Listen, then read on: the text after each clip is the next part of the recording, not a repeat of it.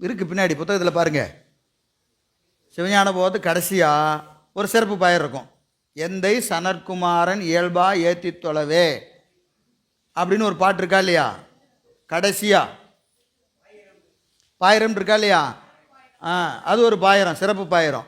அப்போ ஒரு நூலுக்கு 2 சிறப்பு பாயிரம், ஒரு நூலுக்கு 2 சிறப்பு பாயிரம். ஆனால் இந்த சிறப்பு பாயிரத்துக்கு முன்னாடியே அந்த சிறப்பு பாயிரம் வந்துருச்சு. எந்தை சனற்குமாரன் என்று இருக்கக்கூடிய சிறப்பு பாயிரம் இந்த சிறப்பு பாயிரத்துக்கு முன்னாடியே வந்துருச்சு. அப்போ ஒரு சிறப்பு பாயிரம் இருக்கிற போது இன்னொரு சிறப்பு பாயிரம் வேணுமா? கூறியது கூறல் குற்றம் சொன்னதையே திரும்ப திரும்ப சொல்லிட்டு கூடாது இல்லையா? அவர் சொன்னால் நானும் அதை சொல்லுவேன் அப்படின்னு சொன்னால் என்ன ஆகும்? அதான் அவர் சொல்லிட்டாரே, நீ எதுக்கு சொல்கிறேன்னு கேட்பாங்களா இல்லையா? அப்போது ஒரே செய்தியை மேலே மேலே சொன்னால் என்ன ஆகும்? குற்றமாகும். அப்போது 2 சிறப்பு பாயிரம் இந்த நூலுக்கு ஆகும் தேவையா அப்படின்னு ஒரு கேள்வி. அப்படி கேட்டால் அதுக்கு இதில் விடை சொல்கிறார். சிறப்பு பாயிரம் 2 வரலாம். என்னன்னு கேட்டிங்கன்னா, கூறியது கூறல் குற்றம். ஆனால் அதுலேயே ஒன்று இருக்கிறது, என்னதுங்க? தந்துரைத்தல். தந்துரைத்தல்னு ஒரு உத்தி இருக்குது. தந்துரைத்தல் என்ன அப்படின்னு கேட்டிங்கன்னா, இப்போ ஒருத்தர் சொல்லிட்டு போவார் ஒரு செய்தியை, அடுத்து வரவர் என்ன செய்வார்? அவர் சொன்ன மாதிரி அப்படின்னு இவருக்கு இன்னொன்று சொல்லுவார். புரியுதுங்களா? அப்போ என்ன செய்வார்? அவர் என்ன சொன்னாரோ அதை சொல்லிட்டு அது கூடவே இவர் என்ன செய்வார்? இன்னும் ஒரு 2 செய்தியை சேர்த்து சொல்லுவார். அதோடு தொடர்புடைய வேற 2 செய்தியை சொல்லும்போது என்ன செய்வார்? அவர் சொன்னதை மேற்கோளாக காட்டி, இப்போ 2வது பேசுகிற என்ன செய்வார்? ஐயா முதல்ல பேசின ஐயா சொன்னாங்க அப்படின்னு சொல்கிறாங்களா இல்லையா? இல்லைங்களா? அது என்னது? தந்துரைத்தல். அந்த உத்திக்கு என்ன பேர்? தந்துரைத்தல்னு ஒரு உத்தி இருக்குது. கூறியது கூறலுக்கும் தந்துரைத்தலுக்கும் என்ன வேறுபாடு? சொன்னதை அப்படியே சொன்னால் கூறியது கூறல். அதில் சொல்லாத சில செய்திகளை சேர்த்து சொன்னால் அது என்னது?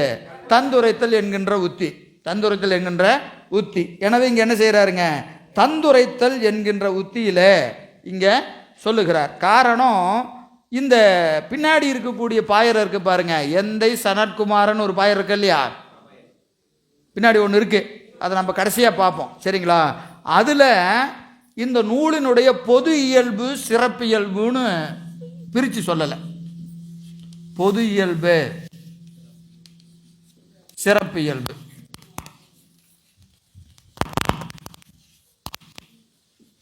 சிவஞான போதத்துக்கு பொது இயல்பு சிறப்பியல்னு 2 இயல்பு இருக்கு. பொது இயல்புங்கிறது எது வரைக்கும் இருக்கு தெரியுமா? முதல் 6 நூற்பாக்கள்.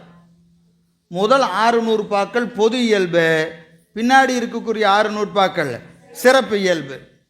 அப்போ அந்த பின்னாடி இருக்கக்கூடிய சிறப்பு பாயிரத்தில் இதை பற்றி சொல்லலை. எதை பற்றி? பொது இயல்பு சிறப்பு இயல்பை பற்றி சொல்லலை. ஆனால் அது ரொம்ப முக்கியமான செய்தி, அதை சொல்லணும். அதுக்காக என்ன செய்கிறாரு? அதை சொல்லும்போது தனியாக பொது இயல்பு சிறப்பு இயல்புன்னு சொல்ல முடியாது. அதனால் ஒரு சிறப்பு பாயிரமாக எல்லாத்தையும் சொல்லிட்டு கூடவே அதில் என்ன செய்கிறாரு? பொது இயல்பு சிறப்பு இயல்பு என்ற 2ஐயும் கூறுகிறார். எனவே இது கூறியது கூறல் ஆகாது, கூறியது கூறல் ஆகாதுன்னு சொல்கிறார். சரி, ஓகே. இப்போ நம்ம இதுக்குள்ள வந்துடலாம். முதல்ல இந்த சிறப்பு பாயிரத்திற்கு பொதுவான விளக்கம் ஒன்று இருக்கிறது, சிறப்பான விளக்கம்னு 2 இருக்குது. முதல்ல பொதுவாக அப்படி படித்தா பொருள் செய்கிற மாதிரி ஒரு பொருள், அப்புறம் ரொம்ப ஆழமாக பொருள் இருக்கிறது. முதல்ல என்ன செய்யலாம்? பொதுவான செய்தியை பார்த்துட்டு சிறப்பு இயல்புக்கு போயிடலாம். இந்த சிறப்பு பாயிரத்துக்கும் பொது சிறப்புன்னு 2 வச்சுக்கலாம், சரியா? முதல்ல மலர்தலை உலகில் மாயிருள் துமிய. மலர்தலை உலகில் மாயிருள் துமிய. பொதுவாக ஒரு நூல் செய்யணும்னு சொன்னால் மங்கள சொற்களை கொண்டு நூலை துவங்கணும். அது தமிழ் இலக்கணம். மங்களச்சொல், மங்களச்சொல் வச்சு தான் என்ன செய்யணும்? நூலை துவங்கணும். அதில் சில சொற்கள் 13, 14 சொற்கள் மங்கள சொற்களாக தமிழ் இலக்கணம் சொல்லுது. அதில் உலகு என்பது ஒரு மங்கள சொல். அதனால தான் பெரிய புராணம் என்னன்னு துவங்குது? உலகளாம்னு துவங்குகிறது. பூ, இது ஒரு மங்கள சொல். பூமேவு முந்தி புயல் வண்ணன் பொற்பதும தார்மேவு மார்பன் போற்றி பகருடைய துவங்கும், சரிங்களா? பூன்னு துவங்கணும். பூ என்பது என்ன சொல்லு? மங்கள சொல். மலர் என்பது ஒரு மங்கள சொல். ஆனால் சிறப்பு பாயத்தை என்னன்னு துவங்குறாங்க? மலர். ஐயா, எனக்கே எழுத்து பிள்ளை நிறையா வரும். நீங்கள் எங்கிட்ட போய் கேட்குறீங்க. உங்களுக்கு எந்த லா தெரியுமோ அந்த லாவை போடுங்க. நானே எந்த லா போடுறதுன்னு தெரியாமல் ஏதோ ஒரு லாவை போடுவேன். நல்லா ஆளை பார்த்து கேட்டீங்க போங்க. மங்களத்துக்கு பொருள் கேளுங்க சொல்கிறேன், சரியா? லாவெல்லாம் என்கிட்ட கேட்காதீங்க. நானே எழுதும்போது எந்த லகரம் போகிறதுன்னு தெரியாமல் முடிச்சுக்கிட்டு இருப்பேன். தமிழ் ஆசிரியர் நிறையா பேர் இருக்கிறாங்க படிக்கிறவங்க, கேளுங்க, சரியா? மலர்தலை உலகில், மலர்தலை செய்கின்ற உலகு, மலர்தலை செய்கின்ற உலகு. மலர்தல் என்பதற்கு விரிந்த, விரிதல்னு பேர். மலர் என்பதற்கு விரிதல். விரிந்த உலகு, விரிந்த உலகு. இந்த உலகு எப்படிப்பட்டதுங்க? நீண்ட பரப்பு, அளக்க முடியாதது. உலகத்தை அளக்க முடியுமா? அளக்கவே முடியாது. அப்படிப்பட்ட விரிந்த உலகு. மலர்தலை உலகில் மாயிருள் துமிய, மாயிருள் பெரிய இருள். மாயிருள் என்பது என்னது? பெரிய இருள், பெரிய இருள். துமிய, துமியன்னு என்னது? நீங்க, நீங்க. துமிதல் என்பதற்கு நீங்க. விரிந்த உலகினில் பெரிய இருளை நீக்குவதற்கு, நீங்கும் பொருட்டு, பெரிய இருள் நீங்கும் பொருட்டு, பெரிய இருள் நீங்கும் பொருட்டு. பலர்புகழ் ஞாயிறு படரின் அல்லதை. ஞாயிறு என்று சொல்லுகிற போது அதுக்கு அடை என்ன செய்கிறாரு? பலர்புகழ் ஞாயிறு. பலர்புகழ் ஞாயிறுனா எல்லா சமயத்தாராலும் புகழப்படுகிற ஞாயிறு. ஞாயிறை என்ன செய்கிறாங்க? கடவுள் என்பது யார் அப்படின்னு கேட்டால் எல்லா சமயத்தாருக்கும் நிறைய கருத்து இருக்குது. இவர் தான் கடவுள், இவர் தான் கடவுள். ஆனால் எல்லாரும் எதை வணங்குவாங்க? சூரியனை வணங்குவாங்க. ஞாயிறு போற்றுதும் ஞாயிறு போற்றுதும். கடவுள் இல்லைன்னுங்கிறவங்க கூட சூரியனை வணங்கினா சரிம்மா, புரியுதுங்களா? அப்போ கடவுளை இது சூரியன் என்ன செய்கிறாங்க? எல்லா சமயத்தாராலும் போற்றப்படுகிற சூரியன், எல்லா சமயத்தாராலும் போற்றப்படுகிற சூரியன். பலர்புகழ் ஞாயிறு படரின் அல்லதை, படரின் அல்லதை, படரின் அல்லதை. ரெண்டு எதிர்மறை சொல் போடுறார். படரின் அல்லதை, படரின் அல்லதை. தோன்றினால் அன்றி, தோன்றினால் அன்றி.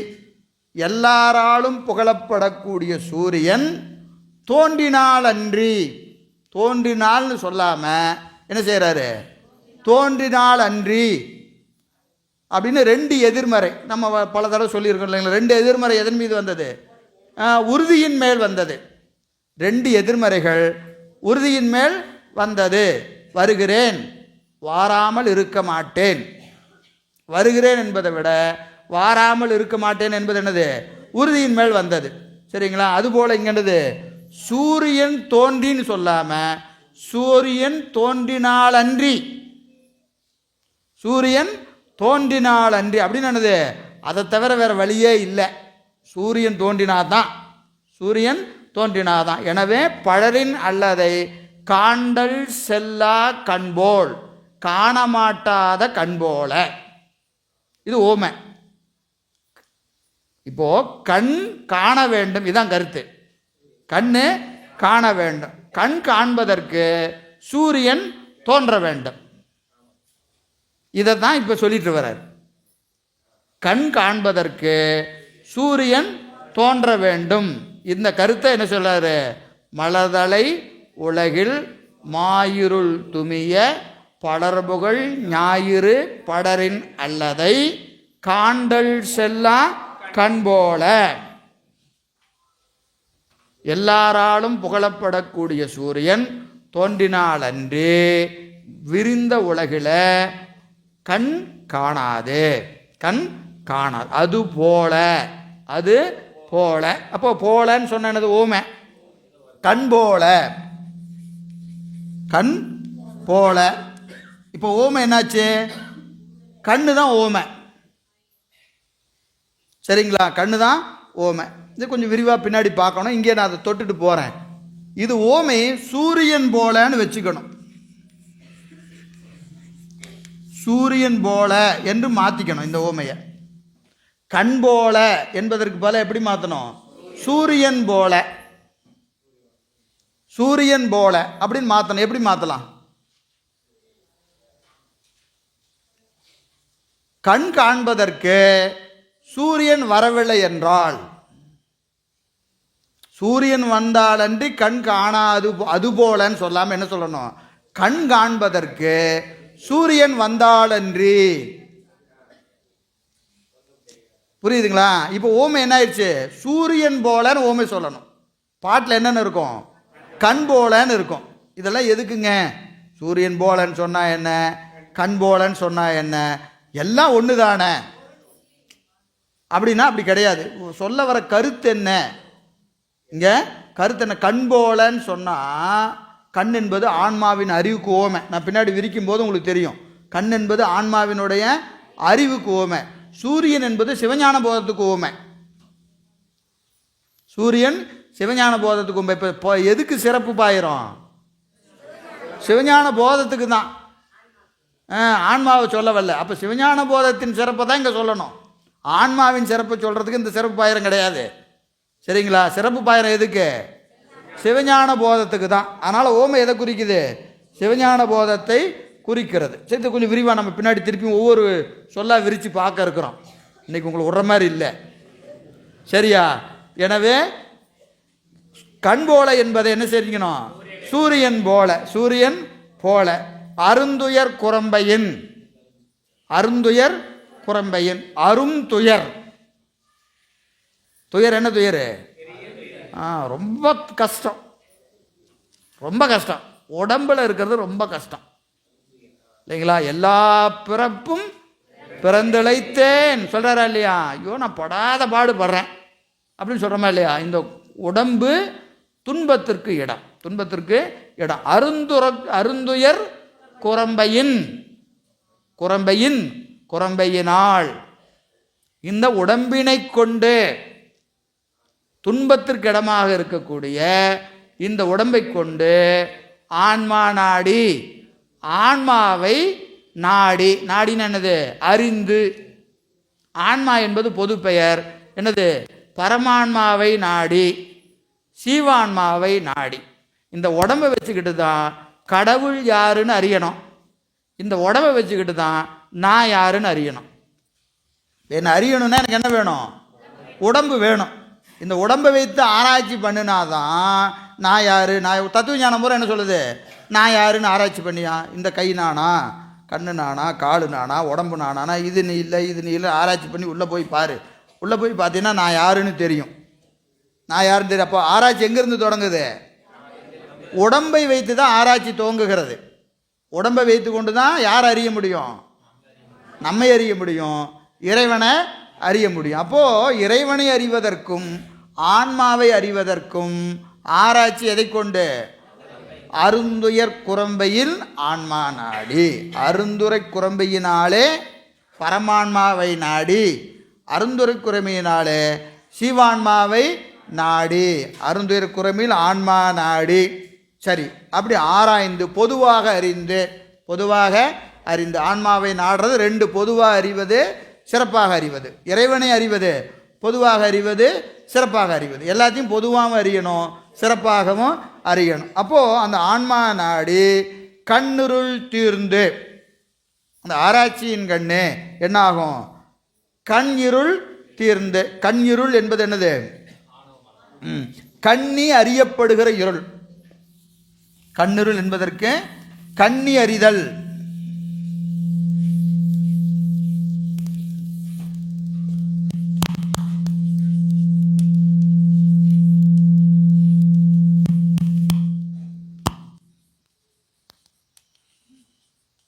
கண்ணி அறிகின்ற இருள்.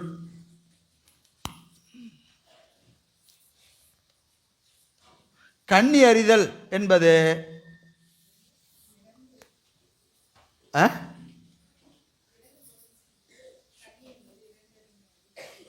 புரியலம்மா? சொல்லுங்க சொல்லுங்க.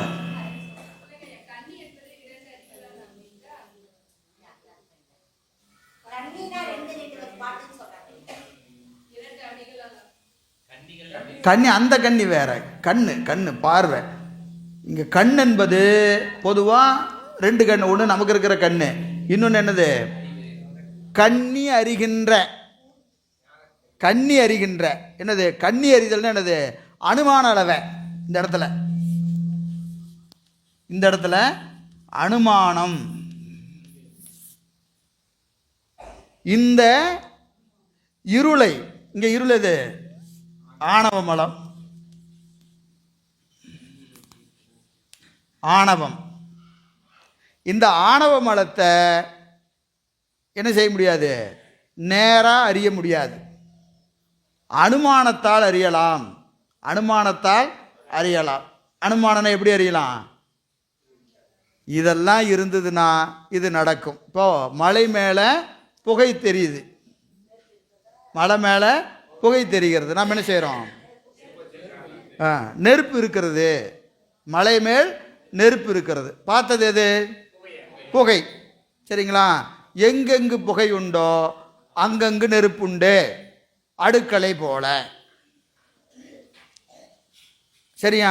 அடுப்பு இருந்ததுன்னா அடுப்பில் நெருப்பு இருக்கும், நெருப்பு இருந்தால் புகை இருக்கும். அதுபோல் மலை மேலே நெருப்பு பார்த்த உடனே நம்ம என்ன செய்கிறோம்? அங்கே புகையை பார்த்த உடனே நெருப்பை அறிகிறோம். அப்போ பார்த்தது புகை, அறிந்தது நெருப்பு. இதுக்கு என்ன அளவை? அனுமான அளவை.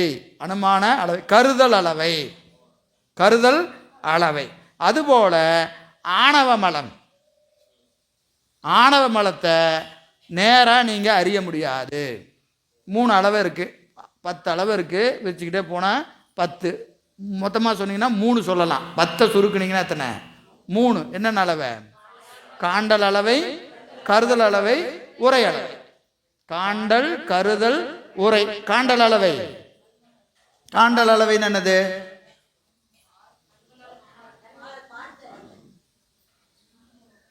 காண்டல் அளவை, காட்சி அளவை. அதான் இது வடமொழி, அது தமிழ். அதுக்கு பொருள் சொல்லுங்க. காண்டல் அளவை.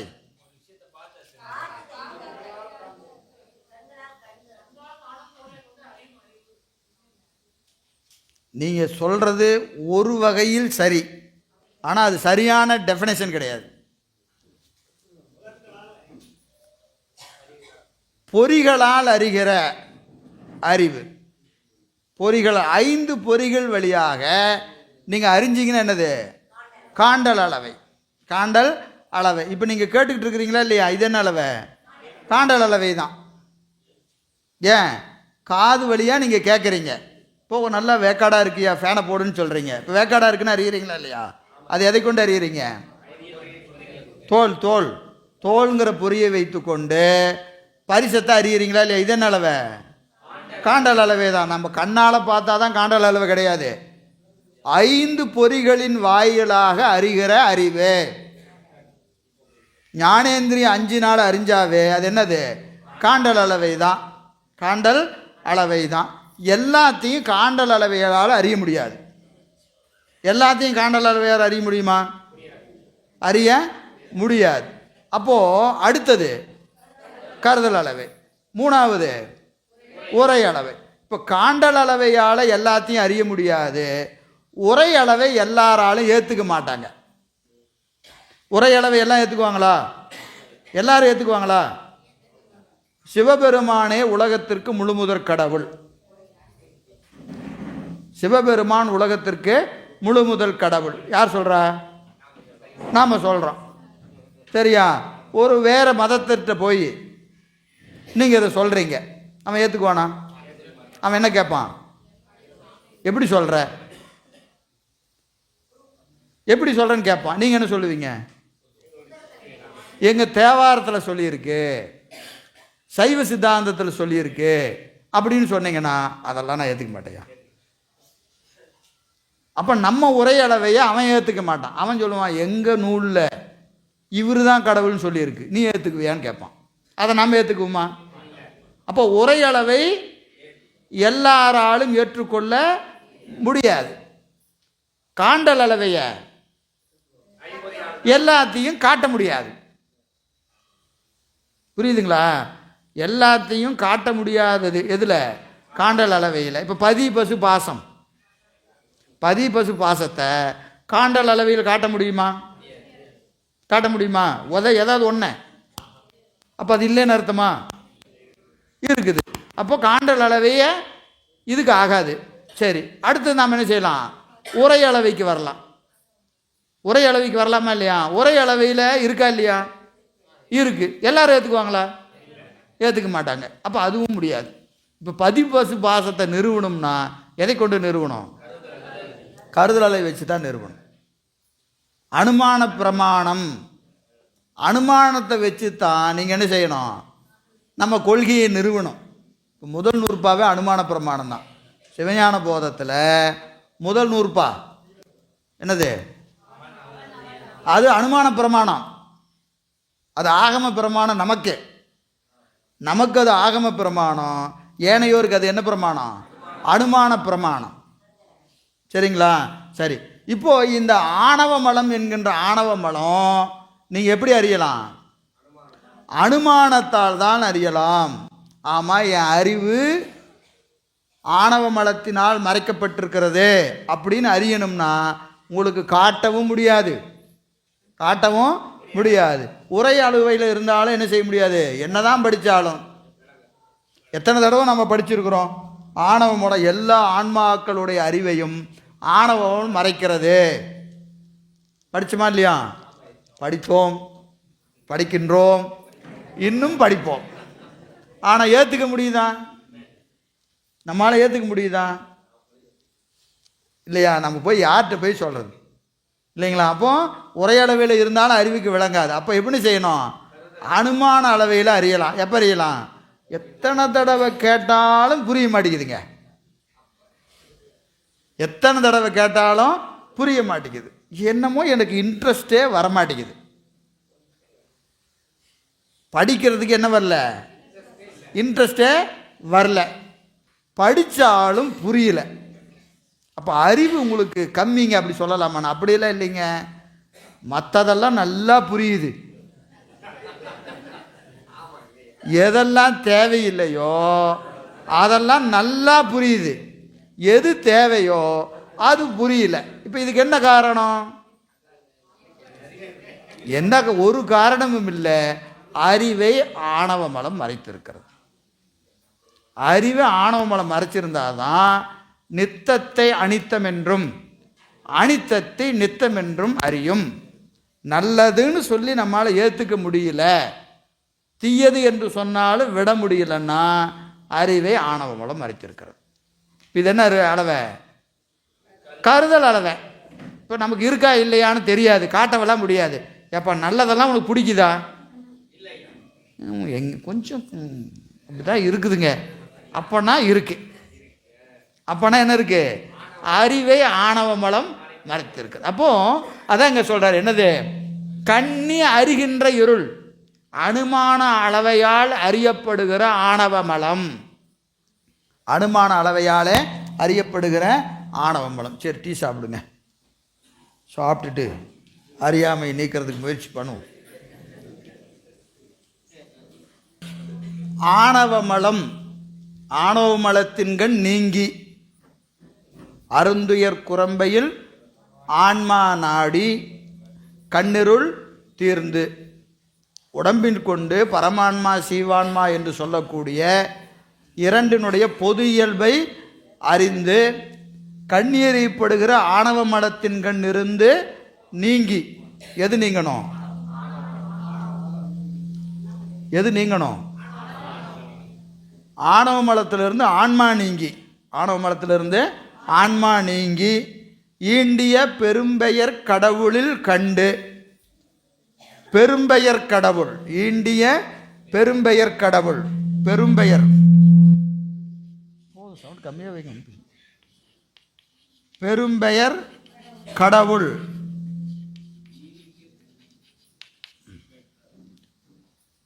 மகா வாக்கியம். மகா வாக்கியம் ஒவ்வொரு வேதத்திலையும் என்ன இருக்குது, மகா வாக்கியங்கள் இருக்கிறது. மகா வாக்கியம்னாலும் பெரும்பெயர் கடவுள் என்று சொன்னாலும், பெரும்பெயர் என்றாலும் மகா வாக்கியம் என்றாலும் அஞ்செழுத்துன்னு சொன்னாலும் ஒன்று தான். அஞ்செழுத்துனாலும் பெரும்பெயர்னாலும் மகா வாக்கியம்னாலும் ஒன்று தான். எனவே அந்த பெரும்பெயராகிய வாக்கியத்தின் வழியாக கண்டு கண்டு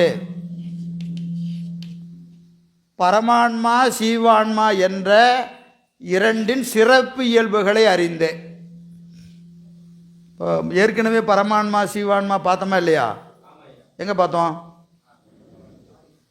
இந்த பாட்டில் தான். எங்கே பார்த்தோம்? ஆன்மா நாடி, அருந்துயர் குறைம்பையில் ஆன்மா நாடின்னு பார்த்தோமா இல்லையா? அங்கே என்னது? பரமான்மா சீவான்மா என்ற இரண்டினுடைய இயல்பை பொதுவாக அறிந்தேன். பொதுவாக அறிந்த பிறகு என்ன செய்யும்? ஆணவ மலம் நீங்கும். ஆணவ மலம் நீங்கும். நீங்கிய நிலையில் ஐந்தெழுத்தின் வழியாக பரமான்மா சீவான்மா என்ற இரண்டினுடைய சிறப்பு இயல்புகளை அறியும். இப்போ 2 தடவை அறியுது. ஒன்று பொதுவாக அறியுது, ஒன்று சிறப்பாக அறியுது. ரெண்டுக்கு நடுவில் என்ன நடக்குது? ஆணவ மலம் நீங்குது. ஆணவ மலம் இருக்கும்போது பரமான்மா சீவான்மாவை அறிஞ்சா அது பொது இயல்பு. ஆணவ மலம் நீங்கி அறிஞ்சா சிறப்பு இயல்பு. சரிங்களா? அருந்துயர் குரம்பையில் ஆன்மா நாடி கண்ணுருள் தீர்ந்து பெரும்பெயர் கடவுளில் கண்டு. இதான் வரிசை. ஏன் பாட்டை மாற்றினார்னு கேட்டோமா இல்லையா? கொண்டு கூட்டில் பாட்டு மாறிச்சா இல்லையாம்மா? அது எதுக்கு மாறிச்சு? இதுக்கு தான் மாறிச்சு. புரியுதுங்களா? இப்படி தான் நடக்கும். நமக்கு அறிவில் நடக்கிறது இப்படி தான் நடக்கும். எப்படி? அருந்துயர் குரம்பில் நாடி தீர்ந்து என்னது? கண்டு. ஆன்மா நாடி கண்ணிருள் தீர்ந்து பெரும்பெயர் கடவுளில் கண்டு மயர் வர. மயர்வு அற அப்படின்னு என்ன? மயர் வர மயக்கம் எதனால் வருது? அதான் நீங்கிருச்சே. வாசனை அளவில் நிற்கும். சிறப்பு இயல்பில் அறிஞ்சாலும் ஆணவ மலம் எப்படி இருக்கும்? வாசனை இருக்கும். ஆணவ மலம் வாசனை நீங்கி. இப்போ 2 வேலை செய்ய வேண்டியது. ஆணவ மலத்தை ஒரு தடவை நீக்கணும், வாசனை ஒரு தடவை நீக்கணும். சரியா? அப்போ 2க்கும் என்னது? சாதனை தான். 2க்கும் சாதனை தான். 5 எழுத்து தான் சொல்லணும், பூசை தான் செய்யணும். சரிங்களா? பூசையும் 5 எழுத்தும் இறுதி வரைக்கும் ஆன்மாவுக்கு வேணும். சரிங்களா? எனவே மயர் வர மயர்வு அரும் பொருட்டு வாசனாமலம் நீங்கும் பொருட்டு. வாசனாமலம் நீங்கும் பொருட்டு. இது வரைக்கும் தான் கொண்டு கூட்டு. அதுக்கப்புறம் நந்தி முனிகணத்து அளித்த உயர் சிவஞான போதம். நந்தியம்பெருமான் வழியாக இந்த மண்ணுலகத்திற்கு குரு பரம்பரையாய் வந்து சேர்ந்த சிவஞான போதம்.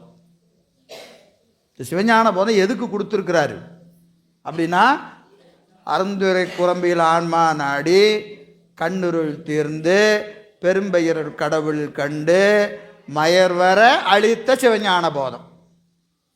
இது சிவஞான போதம் படித்தா என்ன பயனு? ஆன்மாவை நாடணும், கண்ணிருள் தீரணும், பெரும்பெயர் கடவுளில் காணணும், மயர்வு அறணும். மயர்வு அறணும். இதற்காக நந்தியம்பெருமான் வழியாக பெருமான் கொடுத்த ஞான கொடை இந்த சிவஞான போதம். நந்திமுனி கணத்தளித்த உயர் சிவஞான போதம். உயர் சிவஞான போதம் உரைத்தோன். உரைத்தோன் யாரு? மெய்கண்டான். அவர் எங்க இருந்தாரு? பெண்ணை புனல் சூழ் வெண்ணை சுவேதனன். பெண்ணையாறு பாய்கின்ற சுவேதனன் என்ற இயற்பெயர். இயற்பெயர் என்னது? சுவேதனன். இது என்ன சொல்லல? வடமொழி. தமிழ்ல சுவேதனனுக்கு வெண்காடன். வெண்காடன். சரிங்களா? ஆ, வெள்ளைவனநாதர், வெள்ளைவனநாதர், வெண்காடன். சரிங்களா? அதான் சுவேதனன். சுவேதனன். எனவே பெண்ணை புனல் சூழ் வெண்ணை சுவேதனன். திருவெண்ணை நல்லூரிலே திரு அவதாரம் செய்த சுவேதன பெருமாள் என்கின்ற இயற்பெயரை உடைய பொய்கண்டகன்ற மெய்கண்ட தேவன் காரணப்பெயர். பொய்யை கண்டு அகன்றதினாலே அவன் என்னானான்? மெய்கண்டான். பொய்யை கண்டு அகன்றதினாலே அவன் என்னானான்? மெய்கண்டான் என்ற திருநாமம் கொண்டிருக்கின்ற அந்த மெய்கண்ட தேவன் பவ நனி வன்பகை கடந்த தவர். பவமாகிய பிறவி கொடுமைக்கு கண்டு நீங்கிய தவத்தையுடையோரெல்லாம், பிறவியை கண்டு அஞ்சிய தவத்தையுடையோரெல்லாம் என்ன செய்வாங்க? மெய்கண்டார் திருவடியை தலைமையில் வச்சிருப்பாங்க. மெய்கண்டார் திருவடி தலைமையில் இருந்ததுன்னா என்ன, எதை யார் வச்சிருப்பாங்க? யாரெல்லாம் பிறவி வேண்டாம் சாமி, எனக்கு போதும், பிறவாமை வேண்டும் அப்படின்னு யாருக்கெல்லாம் விருப்பம் இருக்குதோ அவங்கெல்லாம் உடனே ஓடி போய் என்ன செஞ்சுருவாங்க? அவர் திருவடி தூக்கி தலைமையில் வச்சுக்குவாங்க. நமக்கு தலைமையில் ஏன் இல்லை? இன்னும் நமக்கு பிறவி துன்பமாக தெரியல. பிறவி துன்பமாக தெரிஞ்சால் நீங்குவதற்கு வழி தேடுவோம். நீங்குவதற்கு வழி ஞான நெறி, ஞான நெறிக்கு வழி சிவஞான போதம். சிவஞான போதத்தின் பெருமை உணர்ந்தோர் மெய்கண்டார் திருவடியை தலைமையில் வச்சுக்குவாங்க. தவத்தையுடையோர் மெய்கண்டார் திருவடி எங்கே வச்சுருப்பாங்க? தலை மேலே வச்சுருப்பாங்க. அது எப்படி சொல்ல? பவ நனி வன்பகை கடந்த. வன்பகை வலிமையான பகை. எதுக்கு? பிறவிக்கு பகை. பிறவிக்கு பகையாகிய பிறவிக்கு பகையாகிய தவத்தையுடையோர், பிறவிக்கு பகையாகிய தவத்தையுடையோர் என்ன செய்வாங்க? அடிபுனைந்த தன்மையோன். அடிபுனைந்த தன்மையோர், அடியை தன் தலைமையில சூடி இருக்கக்கூடிய பெருமையுடையவன் யாரு? மெய்கண்ட தேவன் என்று அவர் நம்முடைய அருகுருநாதர் என்று சொல்லி சிறப்பு பாயிரம். அப்போ மெய்கண்ட தேவனாயனாரால் வழங்கப்பட்டிருக்கின்ற இந்த சிவஞான போதம் ஆன்மா நாடி கண்ணுருள் தீர்ந்து என்னது பெரும்பெயர் கடவுளில் கண்டு மயர் வர உரைக்கப்பட்டது. சரிங்களா? சரி, இப்போ திருப்பியும் விரிவுரை இதே விரிவாக தான் இருக்கு. அடுத்த பாட்டுக்கு போங்க. அப்படியா? சில இலக்கண குறிப்பெல்லாம் இருக்கு இதுக்குள்ள. சரியா? மலர்தலை உலகில் மாயிருள். திருப்பியும் ஆரம்பத்தில் இருந்தே மாயிருள். மாயிருள் என்பதுக்கு ரெண்டு வகையா பொருள் செய்யலாம்.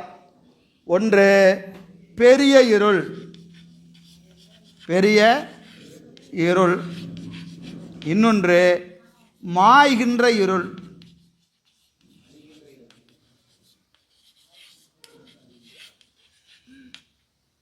மாய்கின்ற இருள், நீங்குகின்ற இருள். நீங்குகின்ற இருள் எது? இது என்ன இருள்? இது புற இருள். ஒரு பொருளும் காட்டாது இருள் உருவம் காட்டும், இரு பொருளும் காட்டாது இது அப்படின்னு படிச்சோமா இல்லையா? படிச்சோமா? எங்கே படித்தோம்? எங்கேயோ படித்தோம், பக்கமாக தான். அப்படியா? அப்படியாம்மா? திருவருட்பயன். ஒரு பொருளும் காட்டாது இருள் உருவம் காட்டும், இரு பொருளும் காட்டாது இதுன்னு படிச்சோமா இல்லையா? அதுதான் மாய்கிற இருள் புறையிருள். புறையிருள் மாயும். மாய்கிற இருள்னு சொன்னாவே அடுத்து கூடவே என்ன வரும்? மாயாத இருள் ஒன்று உண்டு. மாயாத இருள் ஒன்று உண்டு. மாயாத இருள் ஆணவமலம், மாய்கின்ற இருள் புறையிருள். சரிங்களா? அப்போ இந்த இருள் என்பது பெரிய இருள், ஆனாலும் மாயும். பெரிய இருளாக இருந்தாலும் இது என்ன செய்யும்? மாயும். இது நீங்குகிற போது எப்படி நீங்கும்னு கேட்டீங்கன்னா, மாயிருள் துமிய, துமிதல், துமிய, துமியும் பொருட்டு, துமியும் பொருட்டு, நீங்கும் பொருட்டு. துமிய என்பது நீங்கும் பொருட்டு. பலர்புகழ் ஞாயிறு படரின் அல்லதை காண்டல் செல்லாம் கண் போல. அதான் நான் சொன்னேன். இப்போ கண் போல என்பதை என்ன செய்யணும்? சூரியன் போல.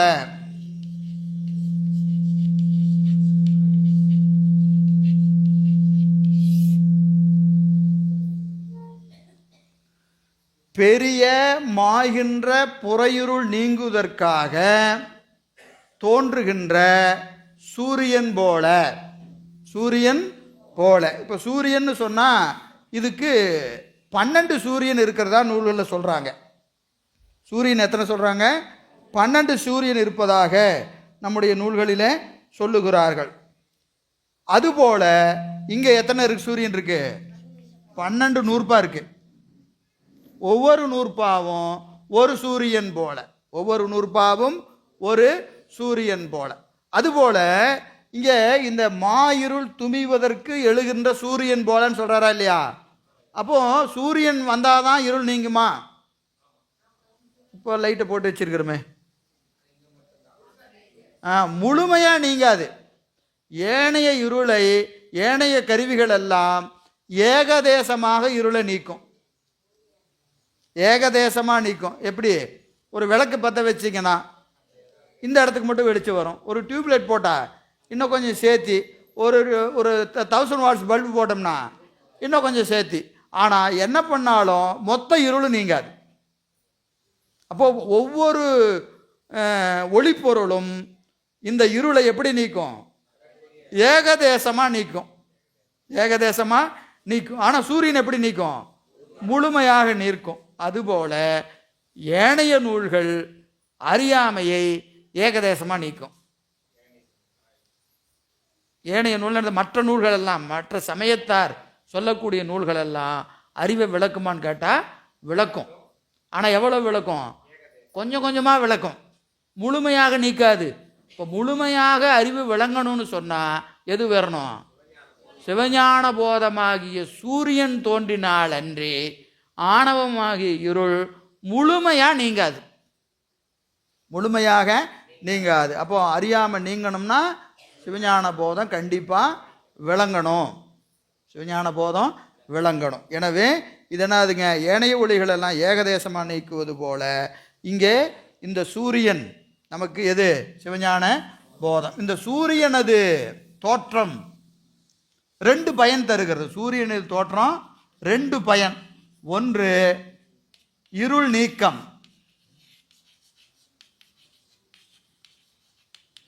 மற்றொன்று பொருள் ஆக்கம். பொருள் ஆக்கம்ங்கிறது இந்த காட்டுறது, பொருள் விளக்கம்னு வச்சுக்கோங்க. பொருள் விளக்கம், இருள் நீக்கம், பொருள் விளக்கம். சூரியன் தோன்றுவதனாலே ஏற்படக்கூடிய பயன் எது? 2. இருள் நீங்கும், பொருள் விளங்கும்.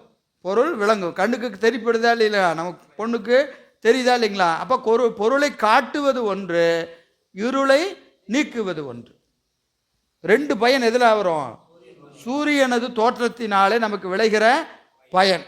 இந்த பொருள் விளக்கத்துக்கு நிர்விகற்ப காட்சி,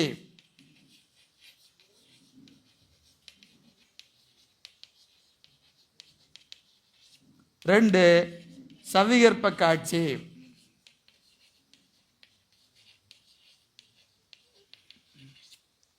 நிர்விகற்ப காட்சி, சவிகற்ப காட்சி.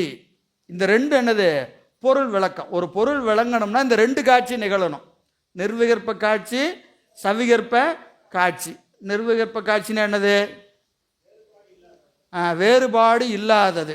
சவிகற்ப காட்சினா வேறுபாடு உடையது. இதை சொல்லணும்னா திருப்பி 36 தத்துவத்தை எழுதணும். எழுதணுமா வேண்டாமா? சுருக்கமாக சொல்லுங்க. சரி, சுருக்கமாக சொல்கிறதுக்கு முயற்சி பண்ணுறேன். எங்களுக்கு வராத விஷயமே அதுதான். இப்போ இது ஏற்கனவே உண்மை விளக்கத்தில் எழுதி போட்டிருக்கிறேன்.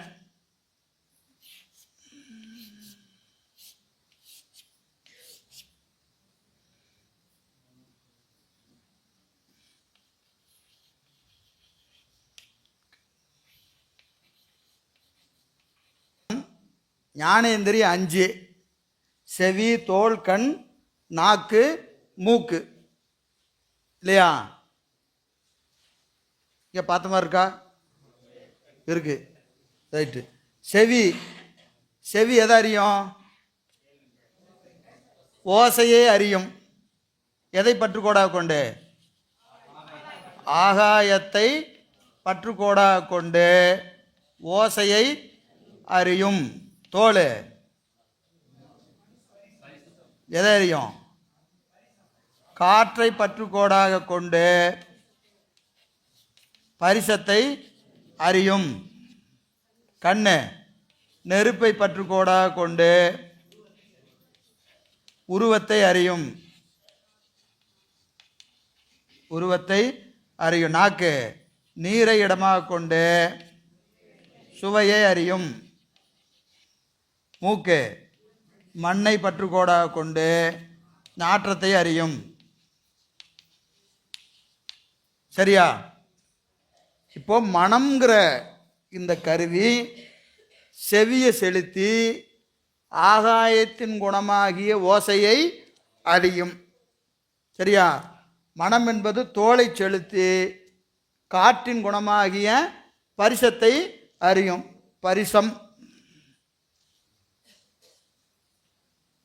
பரிசம். கண்ணு உருவத்தை அறியும். நீர் சுவையை அறியும். மூக்கு நாற்றத்தை அறியும்.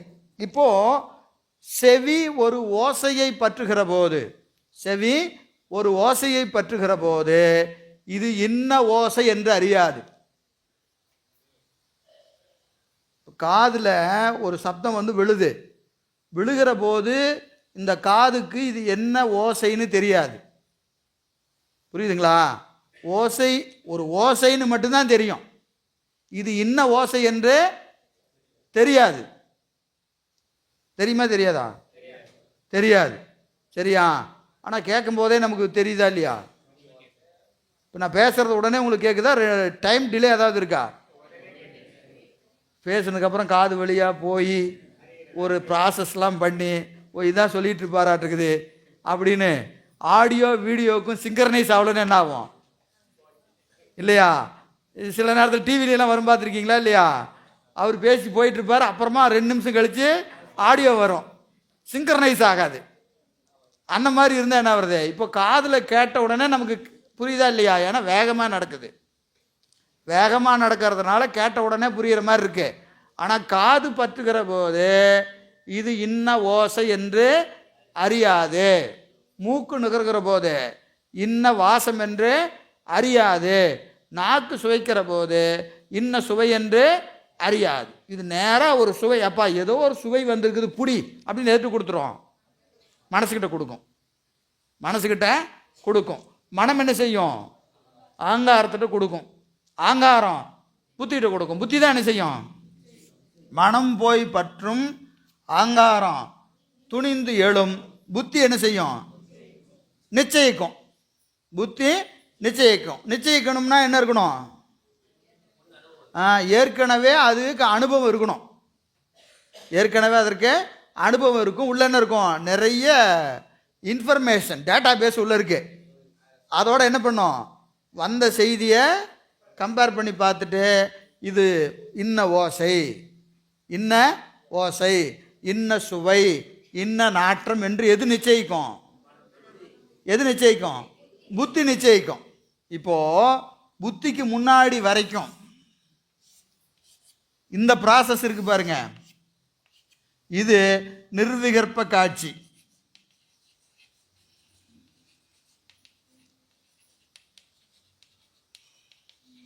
நிர்விகற்ப காட்சி, பொது காட்சி.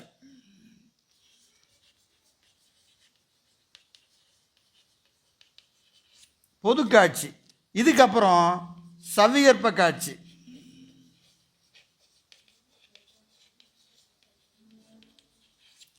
சிறப்பு காட்சி.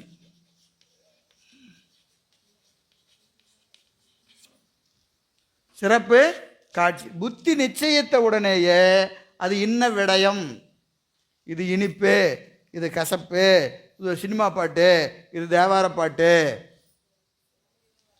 அப்படிங்கிறத எது முடிவு பண்ணும்? புத்தி தான் நிச்சயிக்கும். அப்போ தான் இங்கே என்ன வரும்? உணர்வு வரும். நிச்சயிக்கிற போது என்ன வரும்? உணர்வு வரும். அதுக்கப்புறம் என்ன செய்யும்? சித்தம் அந்த உணர்வில் அழுந்தும். பிடிச்சதா இருந்தால் சந்தோஷப்படும், பிடிக்காதா இருந்தால் வருத்தப்படும், மயங்கும். இல்லைங்களா? 3 அனுபவம் தான்: இன்பம், துன்பம், மயக்கம். இன்பம், துன்பம், மயக்கம் தான் எதில்? சித்தத்தில். இப்போ புத்தியிலையும் சித்தத்திலையும் நிகழ்கிற காட்சி சவிகற்ப காட்சி. சவிகற்ப காட்சின்னா என்னது? வேறுபாடு. வேறுபாடோடு கூடியது சவிகற்ப காட்சி. வேறுபாடு இல்லாதது நிர்விகற்ப காட்சி. அப்போ வேறுபாடோடு இருக்கிறது சிறப்பா, வேறுபாடு இல்லாமல் இருக்கிறது சிறப்பா? மதியம் சாப்பாடு போடுறாங்க, என்னது? என்ன போட்டீங்க? என்ன தெரியல, போட்டாங்க, சாப்பிட்டேங்க. என்ன சாப்பிட்டேன்னே தெரியலீங்க. அப்போ இது என்னது? வேறுபாடு இல்லாது. எதையோ போட்டாங்க, சாப்பிட்டோம், எந்திரிச்சு வந்தாச்சு. இது என்னது? வேறுபாடே இல்லை. சாம்பார் ஊற்றுனாங்களா, ரசம் ஊற்றுனாங்களா, என்ன ஊற்றுனாங்கன்னே தெரியல, சாப்பிட்டு வந்தாச்சு. இப்போ இவர் சாப்பாட்டை அனுபவிச்சவரா இல்லை இன்னொருத்தர்? இந்த சாம்பார் ஊற்றுனாரு பாருங்க, அதில் அந்த புடலங்காய் கொஞ்சம் இன்னும் கொஞ்சம் சின்னதாக கட் பண்ணி இருந்திருக்கலாம், ரசத்துக்கு அருமை அருமை. இப்படி அதை என்ன செய்கிறாரு? அனுபவிச்சு சாப்பிட்றாரா இல்லையா? அப்போ அவர் எப்படி அனுபவிக்கிறாரு? அவருக்கு வேறுபாடு தெரியுது. இது சாம்பார், இதில் இது இது இருக்குது, இது ரசம், இது கூட்டு, இது பொரியல்னு அவர் என்ன செய்கிறாரு? ஒவ்வொன்றையும் அனுபவிக்கிறார். அனுபவிக்கணும்னா என்ன தெரியணும்? வேறுபாடு தெரியணும். வேறுபாடு தெரிஞ்சாதான் அனுபவம் நிகழும். வேறுபாடு தெரியலன்னு என்ன ஆகும்? பொதுவாக அப்படியே போயிடும், அது என்னன்னே தெரியாது. இல்லைங்களா? நமக்கு நாக்கில் பித்தம் இல்லையா? என்ன கொடுத்தாலும் எப்படி இருக்கு? ஒரே மாதிரி இருக்கு. இல்லைங்களா? சில பேர் நாம் சொல்கிறோமா இல்லையா, சளி பிடிச்சிக்கிச்சிங்க, ஒன்றும் வாசமே தெரிய மாட்டேங்குது, எல்லாம் ஒரே மாதிரி இருக்கு. அப்போ என்னாச்சு? வேறுபாடு தெரியல. வேறுபாடு தெரியலன்னா அது என்ன காட்சி? நிர்விகற்ப காட்சி. நிர்விகற்ப காட்சி பொது காட்சி. சிறப்பு காட்சி என்பது என்னது? வேறுபாடுகளோடு அறிதல். வேறுபாடுகளோடு அறிதல். இப்போ இந்த சூரியன் வந்தாதான் பொது காட்சி நிகழும், சிறப்பு காட்சி. இந்த 2 நிகழணும்னா என்ன வரணும்? சூரியன் வரணும். சூரியன் வரணும். இது ஓமை, இது ஓமை. சரி, அப்போ இங்க சூரியன் எது? சிவஞான போதம். சிவஞான போதம். இந்த சிவஞான போதமாகிய சூரியன் வந்தாலன்றி, சிவஞான போதமாகிய சூரியன் வந்தாலன்றி என்ன ஆகாது? ஒன்று இருள் நீக்கம். இருள் நீக்கம் என்னது? ஆணவ மலம் நீங்கும். ஆணவ மலம் நீங்கும். சிவஞான போதம் நம் அறிவிலே தோன்றினால் அன்று ஆணவமாகி இருள் நீங்காது. அப்போ இதனுடைய மிகச்சிறந்த பயன் இது, ஆணவ மலம் நீங்கிறது. அப்புறம் பொருள் ஆக்கம். பொருள் ஆக்கம் அது என்னது? நிர்விகற்ப காட்சி சவ்விருப்ப காட்சி போல ஆராய்ச்சி அறிவு. 2 அனுபவ அறிவு. அறிவு 2 அறிவு இருக்கிறது. ஒன்று ஆராய்ச்சி அறிவு, மற்றொன்று அனுபவ அறிவு. ஆராய்ச்சி அறிவு நிர்விகற்ப காட்சி, அனுபவ அறிவு சவிருப்ப காட்சி. ஆராய்ச்சி அறிவு விளங்கணுனாலும் சிவஞான போதம் வேணும், அனுபவ அறிவு வேணும்னாலும் சிவஞான போதம் வேணும். அப்புறம் நிர்விகற்ப காட்சிக்கு பிறகுதான் சவிருப்ப காட்சி நிகழும். சரிங்களா? அது வரதே அப்படி தான் வரும். முதல்ல எப்படி வரும்? நிர்விகற்ப காட்சி தான் வரும், அப்புறம் தான் என்ன வரும்? சவிருப்ப காட்சி வரும். நமக்கும் முதல்ல ஆராய்ச்சி அறிவு தான் வரும். ஆராய்ச்சி அறிவின் பயன் அனுபவம். இப்போ ஆராய்ச்சி அறிவுக்கும் என்ன வேணும்? சிவஞான போதம் வேணும். அனுபவ அறிவுக்கும் சிவஞான போதம் வேணும். இப்போ ஆராய்ச்சி அறிவு என்பது முதல்ல 6 நூற்பாக்கள் ஆராய்ச்சி, பின்னாடி இருக்கிற 6 பாக்கள் அனுபவம். சரிங்களா?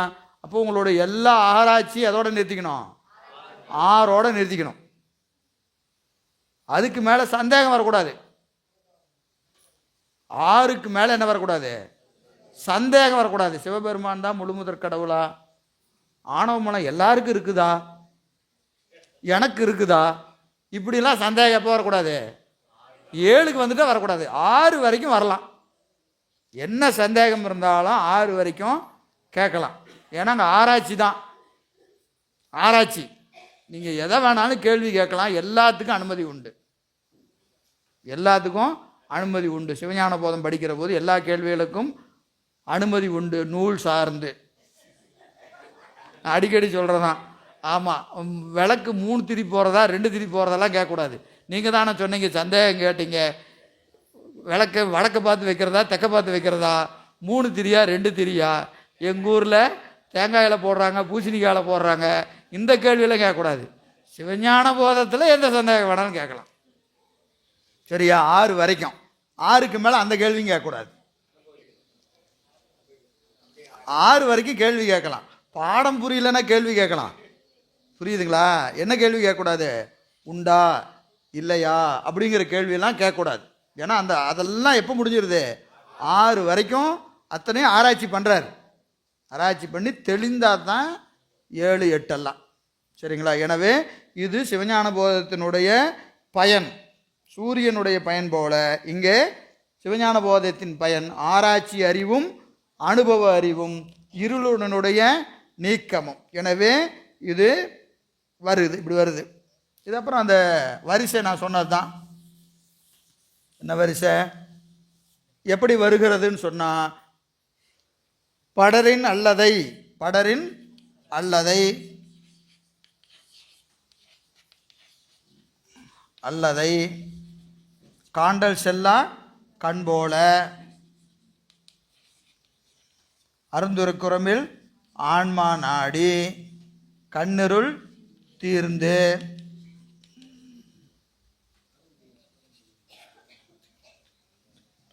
அடுத்தது பெரும்பெயர் கடவுளில் கண்டு, பெரும்பெயர் கடவுளில் கண்டு மயர் வர, மயர் வர கண்போல. இது ரொம்ப முக்கியம்.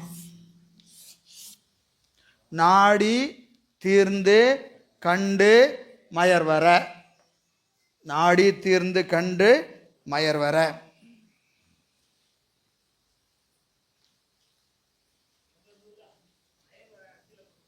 அஞ்சில் கொண்டு போகிறாங்களா?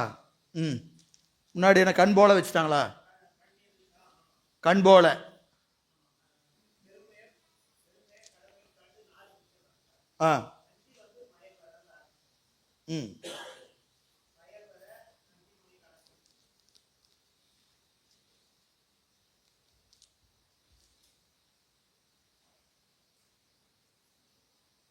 இப்போ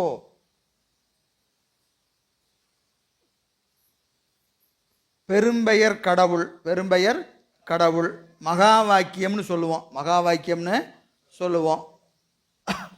மகா வாக்கியம்னாலும் அஞ்செழுத்துனாலும் ஒன்று தான்.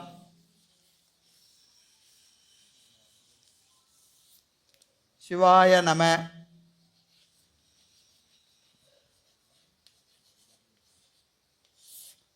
சி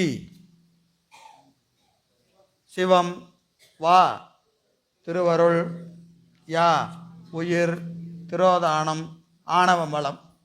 சரிங்களா? இதில் பதி பசு பாசம், பதி பசு பாசம். இதில் இந்த 3மே எதில் உண்டு? பெரும்பெயர் கடவுளில் உண்டு. பெரும்பெயர் கடவுள்னு சொன்னாவே பதி உண்டு, பசு உண்டு, பாசம் உண்டு. ஆனால் அது எதை குறிக்குது? சிவத்தை தான் குறிக்குது. 3 பொருளுமே மகா வாக்கியத்தில் இருந்தாலும் பெரும்பெயர் கடவுள்னு சொன்னால் எதை குறிக்குது? சிவத்தை தான் குறிக்குது. இருக்கிறது 3 தான்.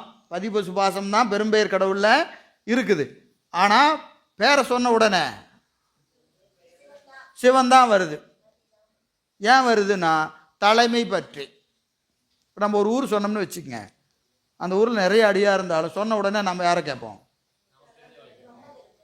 அந்த ஊரில் யார் சிறப்பானவங்களோ அவங்கள கேட்போம். புரியுதுங்களா? ஒரு ஊரில் இப்போ இப்போ ஒரு தொண்டர் கூட்டம் இருக்குது, தொண்டர் கூட்டம் இருக்கிறது. அங்கே சொன்ன உடனே நமக்கு யார் ஞாபகத்துக்கு வருவாங்க? யார் அதில் பெரியவங்களோ அவங்க தான் ஞாபகத்துக்கு வருவாங்க. ஆனால் அந்த ஊரில் அவர் மட்டும்தான் இருக்கிறாரா? நிறைய பேர் இருந்தாலும் அவரை சொல்வதற்கு என்ன காரணம்? தலைமை பற்றி. யார் பெரியவாளோ அவர் தான் ஞாபகத்துக்கு வருவார் இல்லைங்களா? அதுபோல் இந்த மகா வாக்கியத்தில் பதி இருக்கிறது, பசி இருக்கிறது, பாசம் இருக்கிறது. ஆனால் மகா வாக்கியம்னு சொன்னால் எதை குறிக்கும்? சிவத்தை தான் குறிக்கும். சிவத்தை தான் குறிக்கும். காரணம் என்னது? அதனுடைய தலைமை பற்றி. தலைமை பற்றி. சரி, இந்த பெரும்பெயர் கடவுளில் கண்டு இப்போ பாருங்க, ஆன்மா நாடின்றார். ஃபர்ஸ்ட் என்ன செய்யணும்? ஆன்மா நாடி. ஆன்மா நாடி.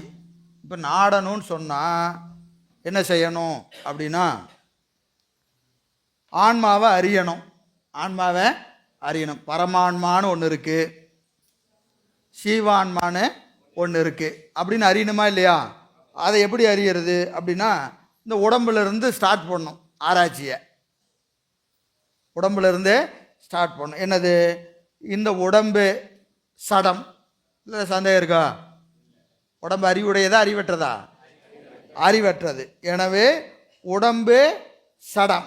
சரி, அந்த சடமாகிய உடம்புல நமக்கு இன்ப துன்பம் வருதா இல்லையா? இன்ப துன்பம் வருது. சடத்துக்கு அனுபவம் உண்டா? இல்லை. ஆனால் உடம்பு என்ன பண்ணுது? இன்பத்தை அனுபவிக்குது, துன்பத்தை அனுபவிக்குது.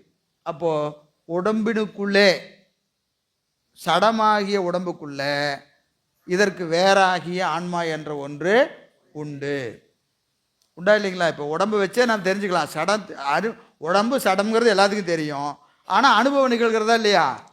அனுபவம் நிகழ்கிறது. அப்போ உடம்புக்குள்ள என்ன இருக்கிறது? ஆன்மா என்ற ஒன்று உண்டு. சரி, இந்த அனுபவம் கூட ஒரு உடம்புக்கு ஏற்படுகிற அனுபவம் இன்னொரு உடம்புக்கு ஏற்படுவதில்லை.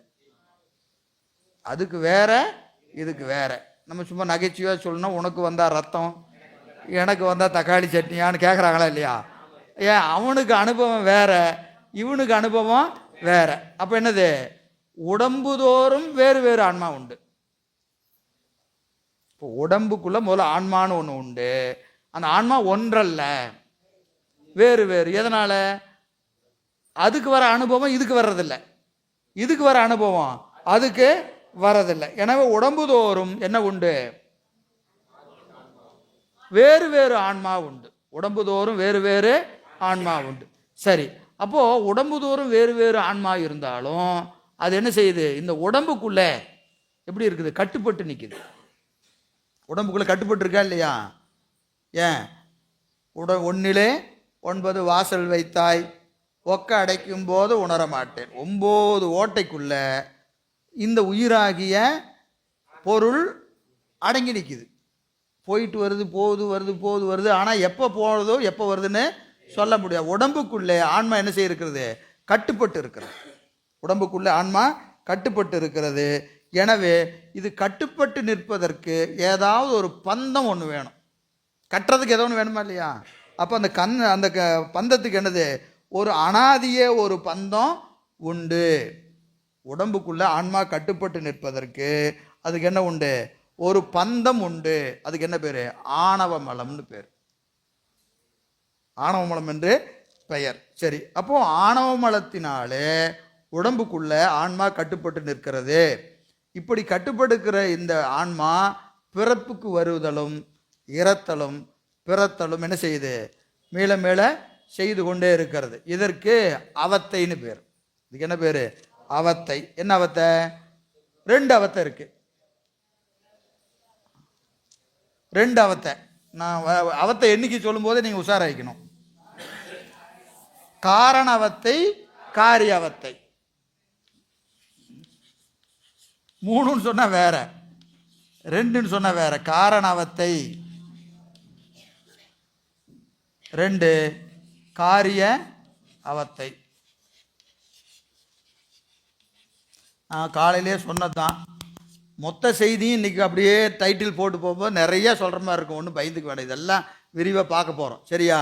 காரணவத்தை, காரியவத்தை. காரணவத்தை என்னது? காரணவத்தை எத்தனை வகைப்படும்? 3. என்னது?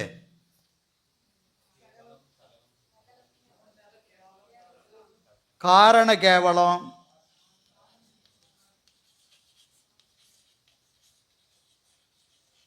காரண சகலம், காரண சுத்தம். காரண கேவலம் எது? காரண கேவலம்னு என்ன?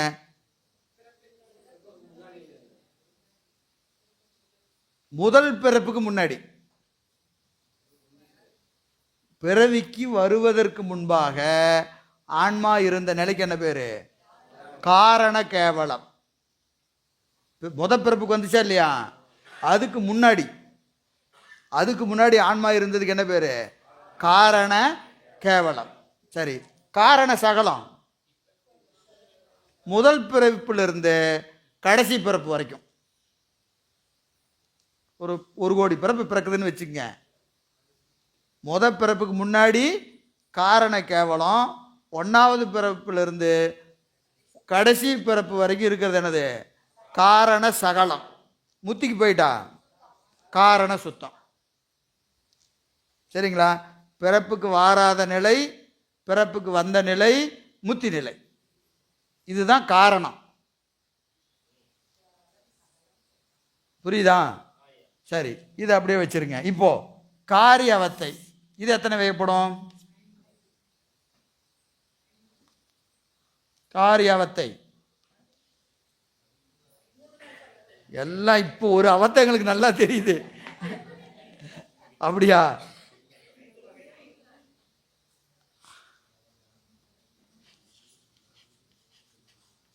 காரிய கேவலம், காரிய சகலம், காரிய சுத்தம். சுத்தம் அப்படிங்கிறீங்களா? அப்படி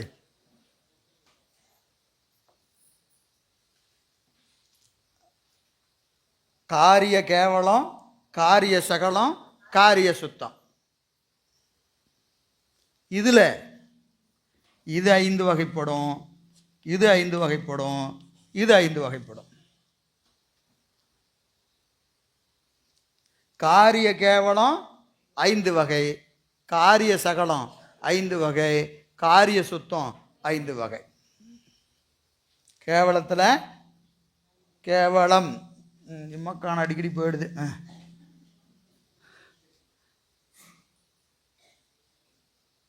கேவலம் என்னது? கேவல சாக்கரம், சொப்பனம், சுளுத்தி, துரியம், துரியாதீனம். சரியா? சகலத்திலையும் சாக்கரம், சொப்பனம், சுளுத்தி, துரியம், துரியாதீனம். சுத்தத்திலையும் அதே தான். என்னது? சாக்கரம், சொப்பனம், சுளுத்தி, துரியம், துரியாதீதம். 5க்கும் ஒரே பேர் தான். ஆனால் முன்னாடி என்ன செய்யணும்? ஒரு அடை போட்டுக்கணும். ஆமாம். கேவல சாக்கரம், கேவல சொப்பனம், கேவல சுளுத்தி, கேவல துரியம், கேவல துரியாதீதம். சகலத்தில் சகல சாக்கரம், சகல சொப்பனம், சகல சுளுத்தி, சகல துரியம், சகல துரியாதீதம். இதில் நின்மல சாக்கரம், சுத்தன்னு கூட போட்டுக்கலாம், சுத்த சாக்கரன்னு போடலாம். நின்மல சாக்கரம், நின்மல சொப்பனம், நின்மல சுளுத்தி, நின்மல துரியம், நின்மல துரியாதீதம். அடை மட்டும் புரிஞ்சுக்கிட்டா போதும். நிறைய சொல்கிற மாதிரி இருக்கும். அதெல்லாம் ஒன்றும் இல்லை. சாக்கரை, சொப்பனம், சுளுத்தி, துரியம், துரியாதீதம் என்ன அவத்தையோ அதை முன்னாடி போட்டுக்கணும். சரிங்களா? நின்மலம்னு போட்டுக்கணும். நின்மல சாக்கரம், நின்மல சொப்பனம், நின்மல துரியம், நின்மல துரியாதீதம். சகலத்தில் சகல சாக்கரம், சகல சொப்பனம், சகல துரியம், சகல சுளுத்தி, சகல துரியம், சகல துரியாதீதம். சரியா? என்னமோ சொல்கிறீங்க, அப்படி இருக்கா? நிறைய சொல்கிற மாதிரி இருக்கு. அப்படியெல்லாம் இல்லை, ஏற்கனவே பல முறை பார்த்தது தான் இல்லையா? இது எதுவும் புதுசாக சொல்லலை. இது வரைக்கும் சொன்னதெல்லாம் ஏற்கனவே வகுப்பில் சொன்ன செய்தி தான். உண்டா இல்லையா?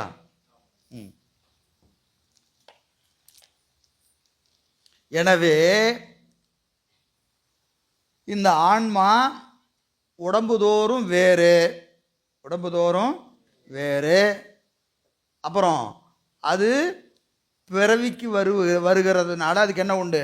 காரண அவத்தை என்ற ஒன்று உண்டு. பிறவிக்கு வாராத நிலை உண்டு, வந்த நிலை உண்டு, முத்து நிலை உண்டு. அதனால் ஆன்மாவுக்கு என்ன உண்டு? காரண அவத்தை உண்டு, காரண அவத்தை உண்டு. சரி, பிறவிக்கு வந்தாச்சு. பிறவியிலையும் இது என்ன பண்ணுது? காரிய அவத்தைப்படுகிறது. நனவு, கனவு, நனவு, உறக்கம், பேருறக்கம், உயிர்ப்படங்கள். இங்கே வந்ததுக்கு அப்புறமும் சரி ஒரு தான் வந்தாச்சே, ஒரே மாதிரி இருக்கா அப்படின்னு கேட்டால் என்னது? அப்படி இல்லை. இங்கேயும் எப்படி அறிகிறது?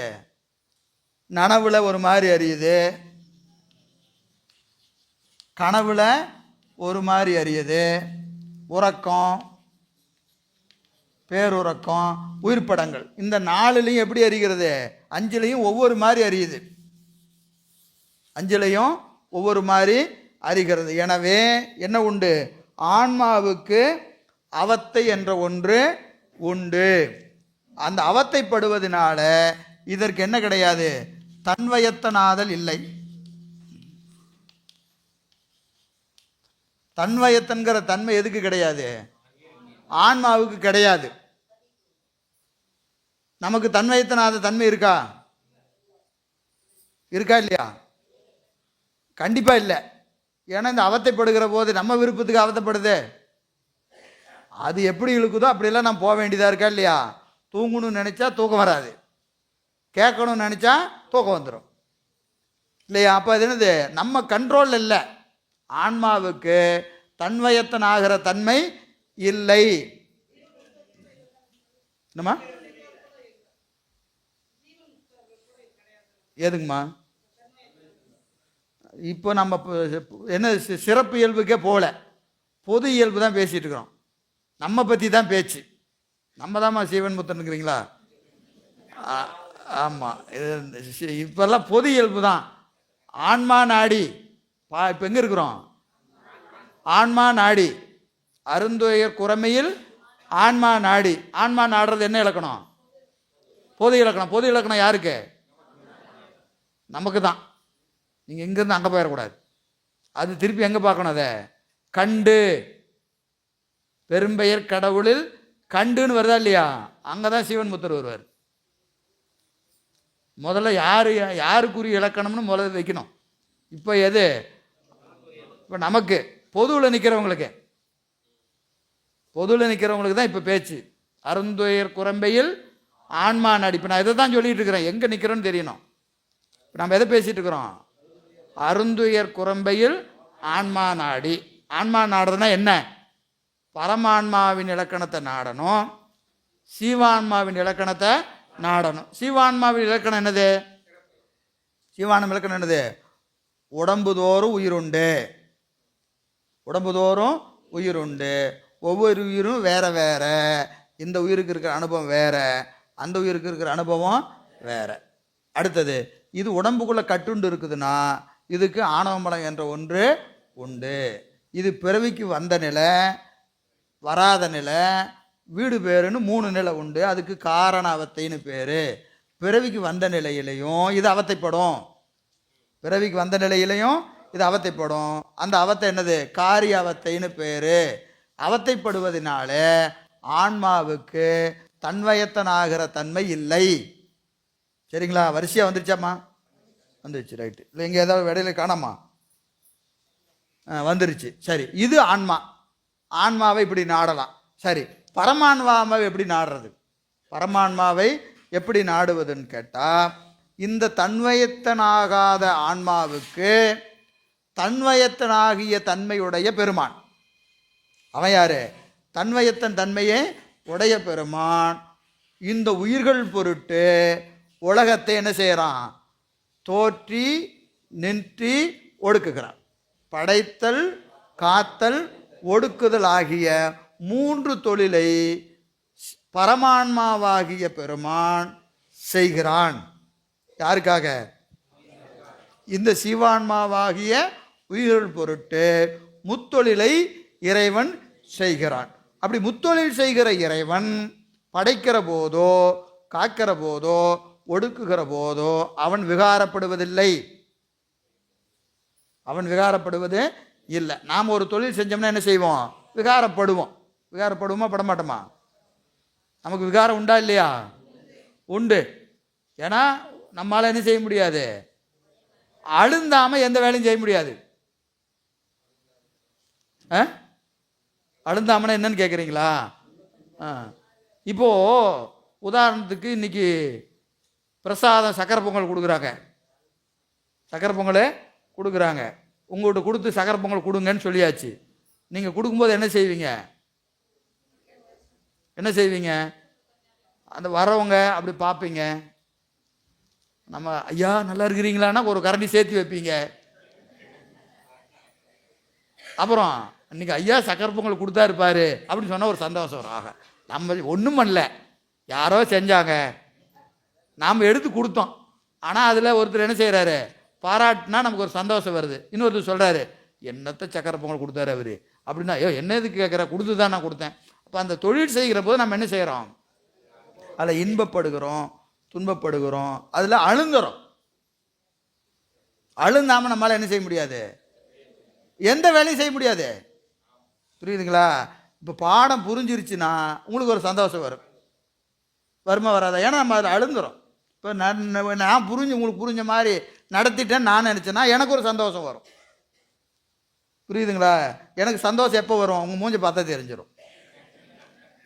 பார்த்தாவே தெரிஞ்சிடும்.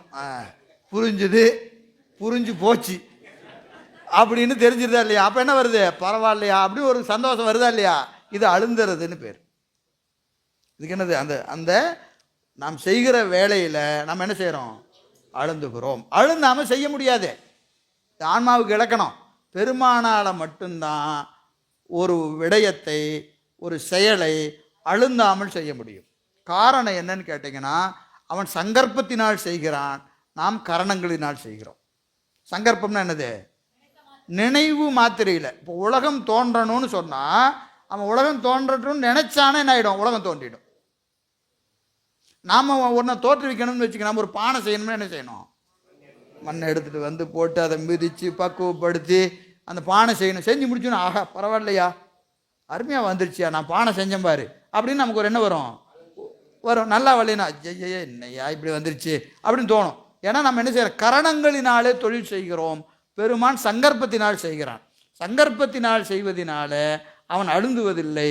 நாம் கரணங்களினாலே செய்வதனால நாம் அழுந்துகிறோம். எனவே இறைவனுக்கு என்ன உண்டு? விகாரம் இல்லை. விகாரம் இல்லை. அப்போ விகாரம் இல்லாத இறைவன் என்ன செய்கிறான்? உலகத்தை தோற்றுவிக்கின்றான், காக்கிறான், ஒடுக்குகிறான். இந்த 3ஐயும் செய்கிறான். அப்போது இந்த 3ஐயும் செய்தாலுமே அவன் எப்படி செய்கிறான்னு கேட்டால், அந்தந்த ஆன்மாக்களின் பக்குவத்திற்கேற்ப உலகத்தை படைக்கிறான். உலகத்தை இப்போ எப்படி படைச்சி வச்சிருக்கிறான் அப்படின்னு கேட்டிங்கன்னா, இப்போ இந்த உலகத்தில் யார் யார் இருக்க போகிறாங்க இப்போ முடிவு பண்ணிடுறாரு. ஒரு உலகத்தை படைக்கும் போது இது யாருக்குரியது, இந்த உலகத்தில் வாழக்கூடிய உயிர்கள் என்ன, அதற்குரிய பக்குவம் என்ன, இதை அறிஞ்சுதான் என்ன செய்கிறாரு? உலகத்தை படைக்கிறார். எல்லாமே உலகத்திற்கு எல்லாமே போக பொருள் தான். நம்ம நினச்சிட்டு இருப்போம் சும்மா கிடக்குதுன்ட்டு. ஆனால் நமக்கு இல்லை, அது போகம். அது வேற யாருக்கோ போகத்துக்காக அது படைக்கப்பட்டிருக்கிறது. பயனில்லாத பொருள் எதுவுமே உலகத்தில் இல்லை. ஒவ்வொன்றும் ஒருவரை நோக்கி படைக்கப்பட்டிருக்கிறது. புரியுதுங்களா? எதுவும் இது இங்கே இப்போ வந்தோம்னா இங்கே இதுக்குரிய போகம் என்னன்னு தான் இந்த இடத்த படைச்சிருக்கிறேன். இப்போ திருப்பத்தூர்னு எடுத்துக்கிட்டிங்கன்னா திருப்பத்தூரில் இருக்கிற எல்லாமே ஒரு காரணம் பற்றி படைக்கப்பட்டிருக்குது. இங்கே இருக்குதுன்னா ஒரு காரணம் இருக்குது, இல்லைன்னா அதுக்கு ஒரு காரணம் இருக்குது. புரியுதுங்களா? அப்போ என்னது, அந்தந்த ஆன்மாக்களின் பக்குவத்திற்கு ஏற்ப உலகத்தை பெருமான் படைக்கின்றான், உலகத்தை படைக்கின்றான். அப்படி படைக்கிற போது அவன் என்ன செய்கிறான், மாயையிலிருந்து அந்த உலகத்தை படைக்கிறான். மாயையிலிருந்து, இதெல்லாம் நூற்பாலோட கருத்து, இதெல்லாம் நூற்பாவின் கருத்து. அதை தான் உங்களுக்கு என்ன செய்கிறோம், அப்படியே தொட்டுக்கிட்டே போகிறான். காரணம் ஆன்மா நாடி கண்ணுருள் தீர்ந்து, இதெல்லாம் நூற்பா கருத்து சொல்லணும், சிறப்பு பாயிரம்னு இதெல்லாம் சொல்லணும். எனவே அவன் அப்படி படைக்குங்கால் அவன் என்ன செய்கிறான், லயம் போகம் அதிகாரம். அவன் என்ன செய்கிறான், லயம் போகம் அதிகாரம் என்று அவத்தை கூறுகிறான். நமக்கு அவத்தை உண்டு. என்ன அவத்தை, எனக்கு என்ன அவத்தை, காரண அவத்தை, காரிய அவத்தை. அதுலேயும் சாக்கரம் சொப்பனம் சுளுத்தி துரியம் துரியாதீதம்னு நமக்கு அவத்தை உண்டு. இறைவனுக்கு அவத்தை உண்டான்னு கேட்டால் உண்டு. என்னது, லயம் போகம் அதிகாரம். சரி, முதல்ல இந்த அவத்தை என்ற சொல்லுக்கு என்ன பொருள்? அவத்தை என்பதற்கு நிலை வேறுபாடு. நிலை வேறுபாடு. அவத்தைனா வேற ஒன்றும் கிடையாது, ஒரே மாதிரி இருந்து அவத்தை இல்லை. ஒரு இடத்துல ஒரு மாதிரி இருந்துட்டு கொஞ்ச நேரம் கழிச்சு என்ன ஆகிறோம், இன்னொரு மாதிரி மாறுறோம். அப்போ அவர் என்ன ஆயிட்டாருன்னு அர்த்தம், அவத்தை உருகிறார்னு அர்த்தம். ஒரே மாதிரி இருந்தால் அவர் அவத்தை அடையலைன்னு அர்த்தம். நம்மளால் அப்படி இருக்க முடியுமா? காலையில் 5 மணிக்கு எந்திரிச்சு திறந்து ராத்திரி தூங்குற வரைக்கும் அப்படி ஒரே மாதிரி இருக்க முடியுமா? முடியவே முடியாது. ஏன்னா நம்ம என்ன செய்கிறோம், அவத்தை படுகிறோம், அவத்தை படுகிறோம். நமக்கு நனவு கனவு உறக்கம் பேருறக்கம் உயிர்ப்படங்கள்னு அவத்தை உண்டு. இறைவனுக்கு லயம் போகம் அதிகாரம், லயம் போகம் அதிகாரம் என்று 3 அவத்தை உண்டு. லயம்னா என்னது, போகம்னா என்ன, அதிகாரம்னா என்ன?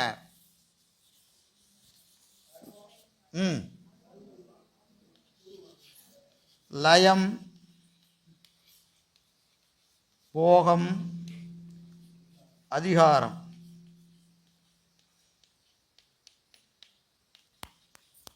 சிவம் சக்தி சதாசிவம்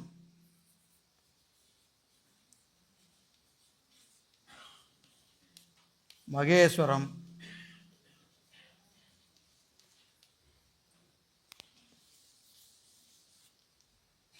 சுத்தவித்தை.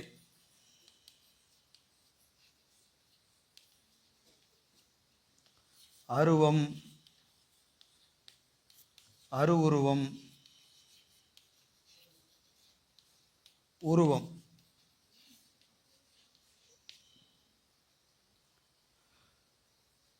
இறைவன் அருவத்திருமேனி அருவுருவத்திருமேனி உருவத்திருமேனி, இந்த 3ஐயும் கடந்திருக்கிற பெருமான். இந்த 3ஐயும் கடந்திருக்கிற பெருமான் நம் பொருட்டு ஆன்மாக்கள் பொருட்டு அவத்தை உருகிறான், கீழே இறங்குறான். அருவத்திருமேனிக்கு வரான், அருவுருவத்திருமேனிக்கு வருகிறான், உருவத்திருமேனிக்கு வருகிறான். 3 என்னது, அவத்தை தான். அவனோட தடத்தம் தான், அவனுடைய தடத்தம் தான், இல்லைங்களா? உருமேனி தரித்து கொண்டது என்றலும் உருவிறந்த அருமேனி அதுவும் கண்டோம், அருவுரு ஆனபோது திருமேனி உபாயம் பெற்றோம், செப்பிய 3ம் நம்தம் கருமேனி கழிக்க வந்த கருணையின் வடிவு காணே. அவன் அருவமாக வந்தாலும் சரி, அருவுருவமாக வந்தாலும் சரி, உருவமாக வந்தாலும் சரி, எல்லாம் என்னது, கருணையின் வடிவு, கருணையின் வடிவு. நம்பால் கொண்ட கருணைக்காக அவன் கீழே இறங்கி வரான், அவன் கீழே இறங்கி வரான். சொரூப சிவம் நம் பொருட்டு என்ன செய்யுது, இப்படி கீழே 3 நிலைக்கு கீழே இறங்கி வருகிறான். இது அவனுக்கு அவத்தை பேதம் என்று சொல்லப்படும். ஆனால் நமக்கும் அவத்தை உண்டு, அவனுக்கும் அவத்தை உண்டு. ஆனால் 2க்கு என்ன வேறுபாடு? நம்ம அவத்தையினால் விகாரப்படுவோம், அவன் அவத்தையால் என்ன செய்ய மாட்டான், விகாரப்பட மாட்டான், இல்லையா? நனவு இங்கே ஆன்மா 96 கருவியோடு இருந்தால் நம்ம ஒரு மாதிரி இருப்போம், அங்கேயே 35 ஆயிடுச்சுன்னா வேறு மாதிரி ஆயிடுவோம், கண்டத்துக்கு வந்தால் வேறு மாதிரி ஆயிடுவோம், இதயத்துக்கு வந்தால் கீழே இறங்க இறங்க என்ன ஆகுது, புரிகிற மாதிரி இருக்கும், புரிகிற மாதிரி இருக்கும், புரியாது. ஏன்? அவத்தை. ஆனால் பெருமான் எந்த நிலையில் நின்னாலும் ஒரே மாதிரி இருப்பான். அவன் லயமாக இருந்தாலும் சரி, போகமாக இருந்தாலும் சரி, அதிகாரமாக இருந்தாலும் சரி, அவன் என்ன செய்வதில்லை, எல்லாமே அவன் வேறுபாடு அடைவதில்லை. எனவே இதெல்லாம் அவனுக்கு என்னது, உபச்சாரம்னு பேர். இவையெல்லாம் உபச்சாரம். உபச்சாரம். இந்த லயம் போகம் அதிகாரமாகி எல்லாமே என்னது, உபச்சாரம்தான்.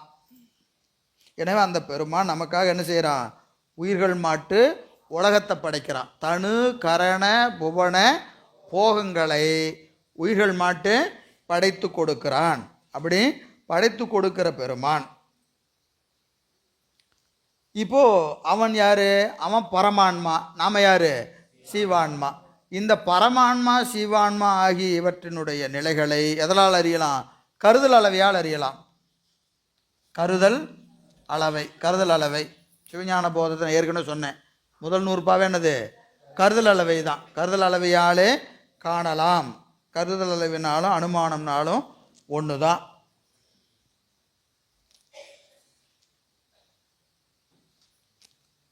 இப்போ கருதல் அளவில் காணணும்னு சொன்னால் நீங்கள் சிவஞான போதத்தில் முதல் நூறுபா, ரெண்டாவது நூறுபா, 3, 4, 5, 6 இந்த 6 நூற்பாக்களையும் அறியணும். ஆன்மா நாடி அப்படின்னு சொன்னால் என்ன செய்யணும், ஆன்மா நாடி என்பதற்கு சிவஞான போதம் 1 to 6 நூற்பாக்களினுடைய கருத்தை அறிதல். அறிஞ்சிங்கன்னா ஆன்மா நாடியாச்சுன்னு அர்த்தம். சரியா? ஒன்றும் இல்லை, இப்போது சும்மா அப்படியே தலைப்பு மட்டும் அப்படியே ஒவ்வொன்றா தொட்டுட்டு போனால் தெரியும். சிவஞான போதத்தில் முதல் நூறுபா என்னது, எல்லாம் கையில் புத்தகம் வச்சுருக்கீங்கல்ல, படிங்க, புத்தகத்தை பார்த்து படிங்க.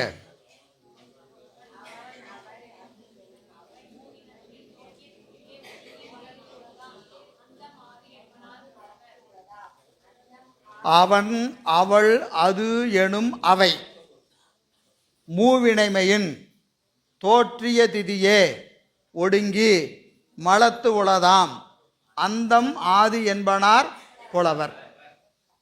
இது 3 அதிகரணம். இந்த நூறுபா 3 அதிகரணம் இருக்கு. அதிகரணம்னா என்ன, அதெல்லாம் பின்னாடி பார்த்துக்கலாம். சரியா? இது சும்மா செய்யுள் நூறுபா கருத்தை மட்டும் சொல்லணும். 3 அதிகரணம்.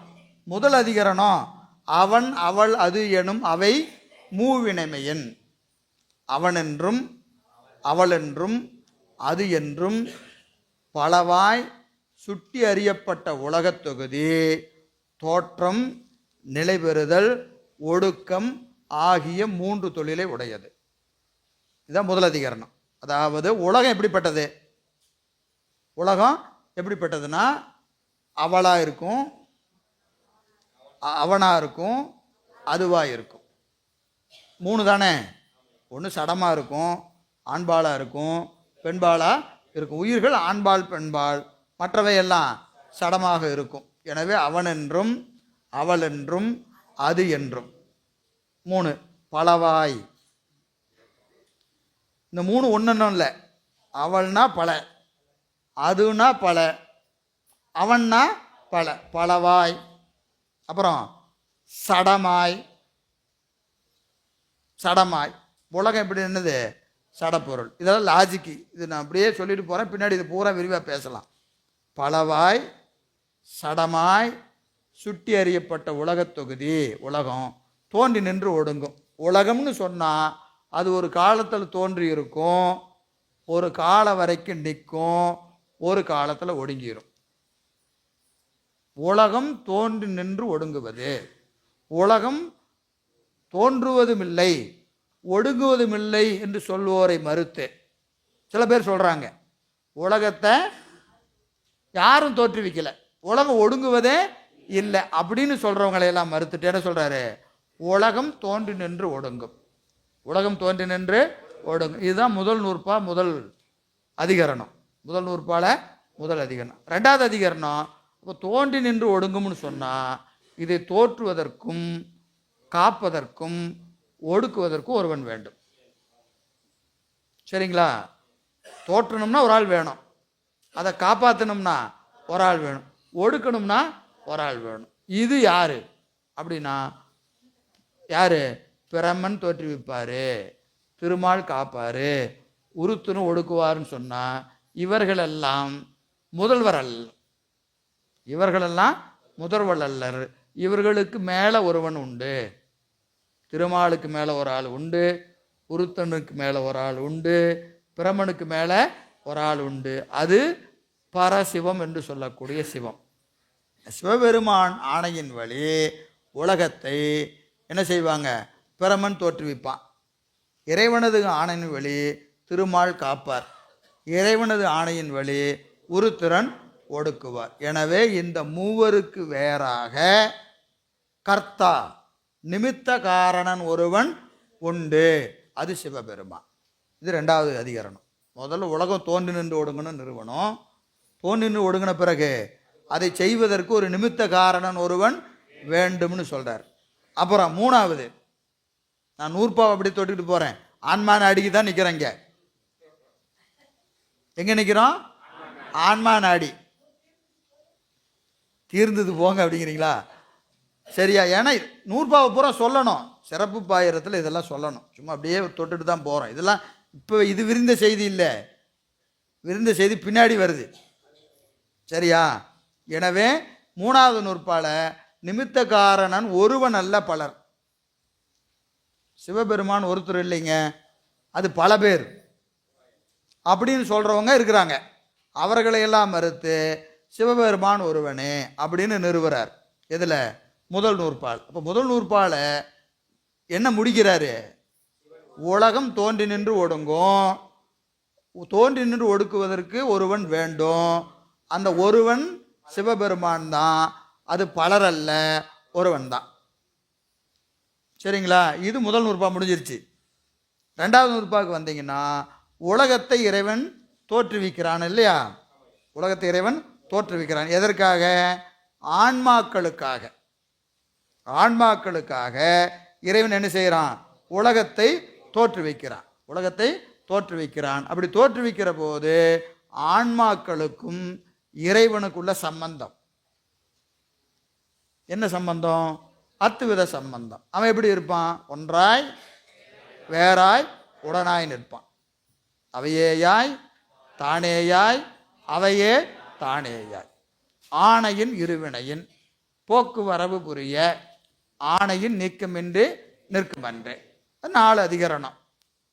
அவையே தானேயாய், அவையேயாய் தானேயாய் அவையே தானேயாய் என்பது முதல் அதிகரணம். 2வது நூற்பால, 2வது நூற்பால முதல் அதிகரணம் என்னது? அவையேயாய் தானேயாய் அவையே தானே. 2வது அதிகரணம் ஆணையின் இருவினையின். 3வது அதிகரணம் போக்குவரவு புரிய. 4வது அதிகரணம் நீக்கமின்றி நிற்குமன்று. ஆணையின் நீக்கமின்றி நிற்குமன்று. இதில் ஆன்மாக்களுக்கும் இறைவனுக்குரிய சம்பந்தம் அத்துவிதம் என்பது முதல் அதிகரணம்.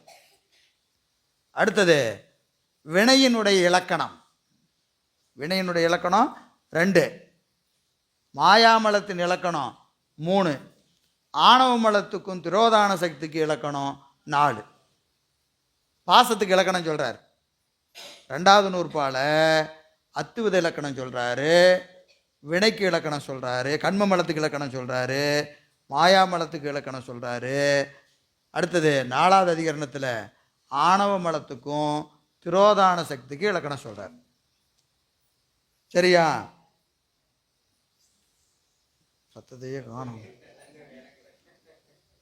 இதெல்லாம் இருக்கு. நீங்கள் இது புரியலன்னு யோசிக்க வேண்டாங்க. இதெல்லாம் பின்னாடி நூலுக்குள்ளே இருக்கு, ஹெட்லைன்ஸ் மட்டும்தான்.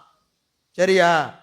3வது அதிகரணத்தில் 3வது நூற்பா ஒரு 10 தடவை நூற்பா படித்து பார்க்கலாமே. படிக்கலாமா படிக்கக்கூடாதா? படிங்க. ஐம்புலன் அறிதலின் ஒடுக்கம் அறிதலின் கண்படின் உண்டிவினை இன்மையின் உணர்த்த உணர்தலின் மாயா எந்திர தனுவினுள் ஆன்மா உளதே. ஆன்மா உளது. 7 காரணம் சொல்றார். ஆன்மா என்ற ஒன்று உண்டு. சூனிய ஆன்மா இல்லை, தூளதேக ஆன்மா இல்லை, பிராணன் ஆன்மா இல்லை, அந்த கரணங்கள் ஆன்மா இல்லை என்று வரிசையாக மறுத்துக்கிட்டே வர்றார். 7 காரணம் சொல்லி ஆன்மா என்ற ஒன்று உண்டுன்னு நிறுவுறார் 3வது நூற்பால. சரியா? 4ல் அந்த கரணம் அவற்றின் ஒன்றென்று அவை சந்தித்தது ஆன்மா சகசமலத்து உணராது அமைச்சரசி ஏய்ப்ப நின்று அஜபத்தை தேன்னு சொல்கிறார் 4வது நூற்பால. அதில் முதல்ல அந்த கரணங்கள் ஆன்மா அல்ல, அந்த கரணங்கள் ஆன்மா அல்ல. முதல்ல 7 காரணம் சொல்கிறாரு. 3வது நூற்பால 7 காரணம் சொல்கிறாரு. இன்னும் அதெல்லாம் நடத்தாமல் இப்படி சொன்னீங்கன்னா எப்படி அப்படின்னு நீங்கள் கேட்குறது புரியுது. ஹெட்லைன்ஸ் தான் சரியா. 4வது நூற்பால ஒன்று சொல்லி 8 காரணம் சொல்லி ஆன்மாவை விளக்குறார். 8 சொல்லி ஆன்மா விளக்கி ஆணவ மலம் ஆன்மாவின் அறிவை மறைத்து கொண்டு இருக்கிறது என்பதை 4ல் 2 என்ன சொல்லுது? ஆணவ மலம் ஆன்மாவின் அறிவை மறைத்து கொண்டு இருக்கிறது, சகச மலத்து உணராதுன்னு சொல்கிறார். புத்தகத்தை வச்சுக்கிட்டு பார்த்தீங்கன்னா தான் நான் சொல்கிறது புரியும். புத்தகம் இல்லைன்னா காற்றுல கயிறு திரிக்கிற மாதிரி இருக்கும். அது அப்படி தான் இருக்குது. இது வேற சொல்லணும் வாங்குறீங்களா? சகச மலத்து உணராதுன்னு இருக்கா இல்லையா? அது ஆணவ மலத்தின் இலக்கணத்தை சொல்லி ஆன்மாவின் அறிவை மறைக்குதுன்னு சொல்கிறார். சரியா. அடுத்தது ஆன்மா அவத்தைப்படும், ஆன்மா அவத்தைப்படுங்கிற 4ல் 3. சரி 5 நான் அப்படியே தொட்டுட்டு அப்படியே கிளம்புறேன்.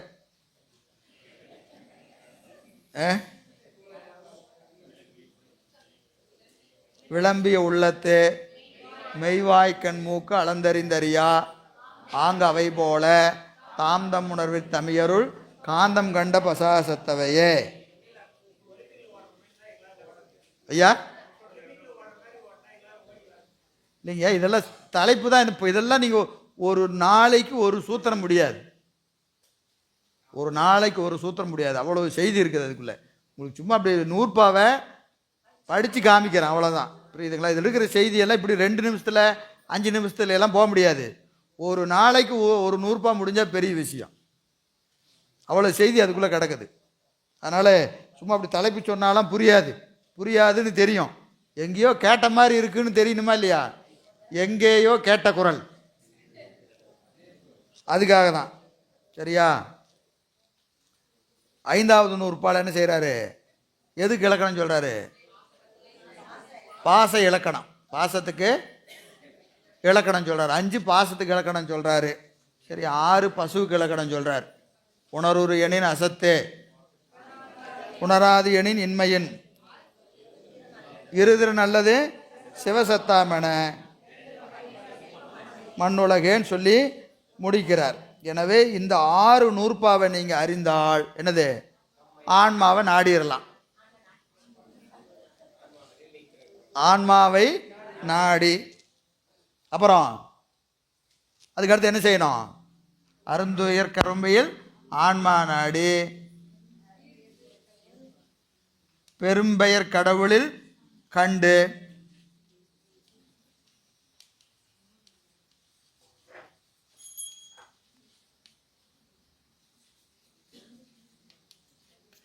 பரமான்மா சீவான்மா ஆகிய இரண்டினுடைய சிறப்பு இயல்பு என்ன செய்யணும்? சிறப்பு இயல்பு.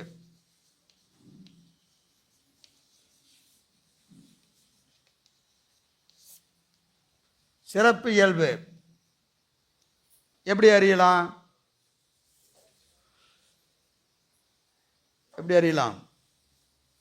கண்ணுருள் தீர்ந்து, கண்ணுருள் தீர்ந்தால் அறியலாம்.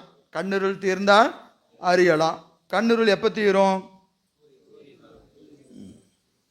அது ஓமை மூலமாக சொல்கிறது என்னது? சிவஞான போதமாகிய இந்த நூல், சிவஞான போதமாகிய நூல் அறிந்தால் அனுபவமாக அறிந்து என்ன செய்யணும்? அனுபவமாக அறியணும். அனுபவமாக எப்படி அறியறது அப்படின்னா முறையாக உபதேசம் பெற்று, குரு உபதேசம் பெற்று சாதனை செஞ்சு இந்த நூலை கேட்கணும். நூல் கேட்கணும்னா 2 வகையாக கேட்கலாம். பொதுவாக கேட்கலாம், சிறப்பாக கேட்கலாம். பொதுவாக கேட்குறவங்களுக்கு ஆராய்ச்சி அறிவும், சிறப்பாக கேட்பவர்களுக்கு அனுபவ அறிவும் வாய்க்கும். அப்போது நம்ம உபதேசம் பெற்று சாதனை செய்து கொண்டு வருகிற வரைக்கும் இந்த நூலின் பயன் ஆராய்ச்சி அறிவு. ஆராய்ச்சி அறிவு என்ன செய்யும்? ஆராய்ச்சி அறிவின் பயன் என்னன்னு கேட்டிங்கன்னா, இப்போ நமக்கு பெருமான் ஒருவன் உண்டு, அவன்தான் முதல்வன் என்பதை அறிவு அறிந்து கொள்ளும். ஆனால் அனுபவத்துக்கு வருமானு கேட்டால் வராது. அப்போது அறிதல் வேணும், கண்டிப்பாக வேணும். அது தேவையில்லையான்னு கேட்டால் அப்படிலாம் இல்லை.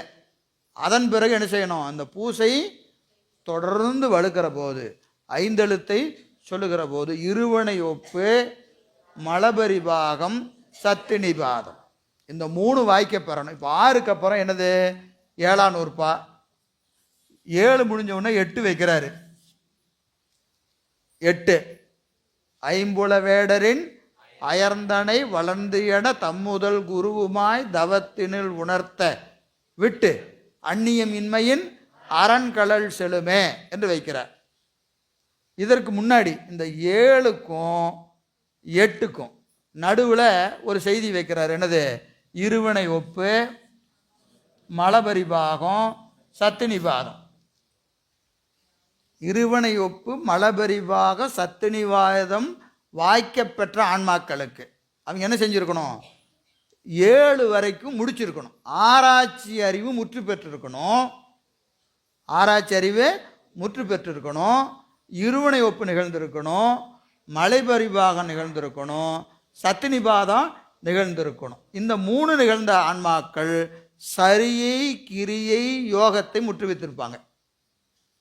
சரியை, கிரியை, யோகம். சரியைக்குரியது சமயதீக்க, கிரியைக்கும் யோகத்துக்கும்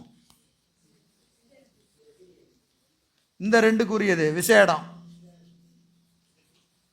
அப்போ எந்த ஒரு ஆன்மா சரியை, கிரியை, யோகத்தை முற்றுவித்து சமயதீக்கை பெற்றிருக்கணும், விசேடதீக்கை பெற்றிருக்கணும்.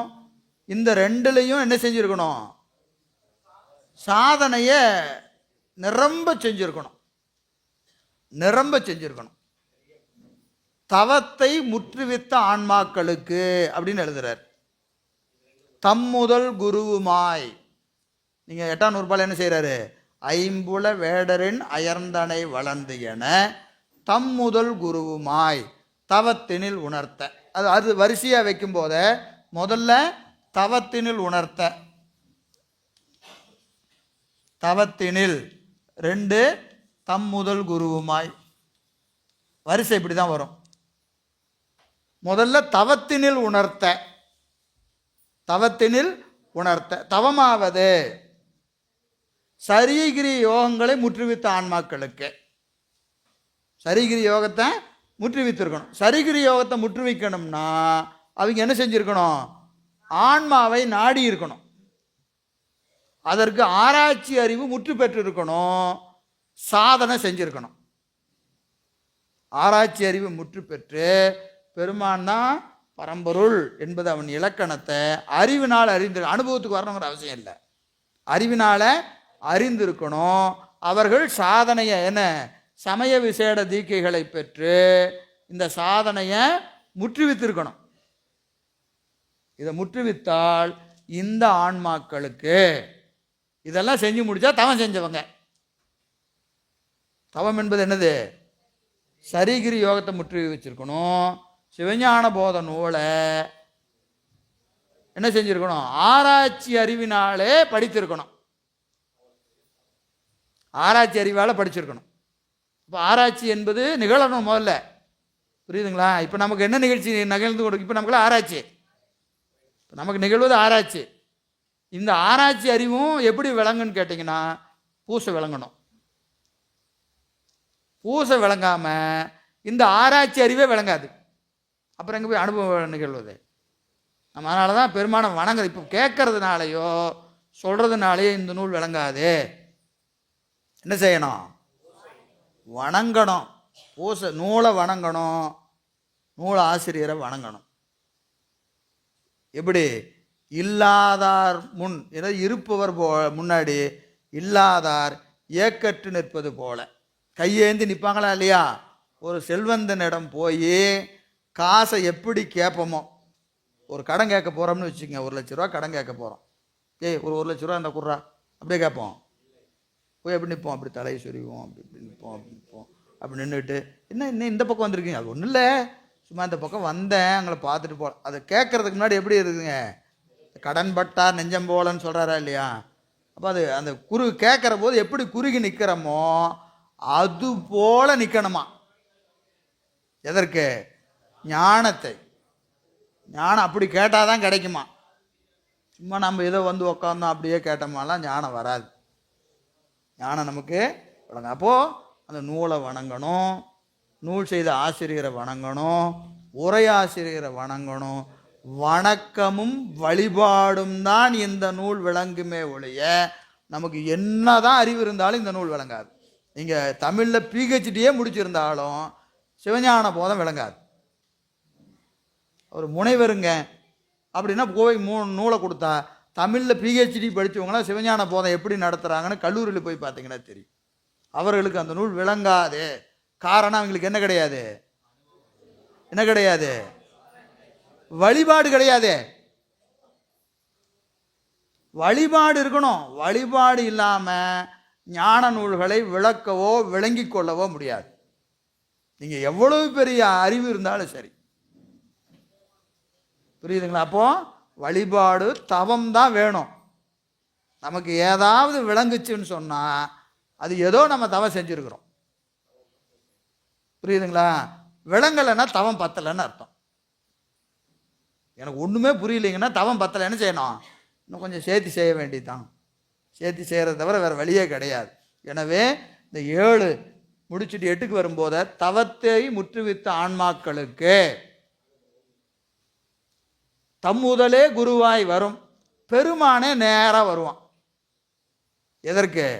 தீக்கை செய்ய. இப்போ இது என்னங்க அப்படின்னா, இது ரெண்டும் உபச்சாரம்னு பேர். உண்மை தீக்கை என்பது நாமா நீங்கியது. நகர மகரங்களை நீங்கி, நகர மகரங்களை நீக்கி என்னது அதிசூக்கும பஞ்சாக்கரத்தை உபதேசிப்பது. சிவய என்று சொல்லக்கூடிய அந்த நாமா நீங்கிய மந்திரத்தை உபதேசம் செய்வதற்கு பெருமானே வருவான். எப்படி வருவான்? மானோடு சட்டை தாங்கி தான் வருவான். இப்போ இப்பவும் மானோடு சட்டை தாங்கி தாங்க வர்றாருன்னா இப்பவும் வருவார். இது பொது, அது சிறப்பு. நாம நீங்கின உபதேசம், நாமா நீங்கி. அப்படி நாமா நீங்கிய நிலையில் அந்த உயிர்களுக்கு அவன் என்ன செய்வான்? உபதேசத்தை செய்வான். என்ன உபதேசம்? ஐம்புல வேடரின் அயர்ந்தனை வளர்ந்தியன என்று உபதேசம் செய்வான். நீ எல்லாம் கருவியோடு கூடியிருக்கிற, நீ மன்னவகுமாரன், இதெல்லாம் விடுன்னு சொல்லுவான். விடுன்னு சொன்ன உடனே சில ஆன்மாக்கள் விடும், சில ஆன்மாக்கள் விடணுமா அப்படின்னு கேட்கும். எப்போ? எப்போ? தவத்தை முற்றுவித்த நிலையில் பெருமானே நேராக வந்து விட்டுடா தம்பி அப்படின்னா விடணுமா சாமி அப்படின்னு கேட்கும். இப்போ நமக்கெல்லாம் ஒன்றும் கவலை இல்லை, டோன்ட் வரி. அப்போவே அப்படி தான் கேட்குமா, அப்போவே அப்படி தான் கேட்கும். பக்குவ ஆன்மாக்கள் விடு என்ற உடனே விடும். சில ஆன்மாக்கள் விடணும் தான் அப்படின்னு சொல்லும். அதற்கு தான் 9, 10, 11. அப்போ என்ன செய்யறது? பூசையை திருப்பியும் செய்யி, பூசையை திருப்பியும் செய்யி. மந்திரத்தை மாற்றிடுவார். இது வரைக்கும் இருந்த மந்திரம் வேற, இப்போ மந்திரம் வேற. இந்த ஆன்மா சாதனை செய்வது 9, சாதனையில் நிற்பது 10, திருவடியில் நிற்கிறது 11. அதான் கண்டு, அனுபவத்தால் கண்டு. 9, 10, 11. அருந்துயர் குரம்பில் ஆன்மா நாடி கண்ணுருள் தீர்ந்து என்னது பெரும்பெயர் கடவுளில் கண்டு மயர்வு அற வாசனாமலம் நீங்கும். மயர்வு அற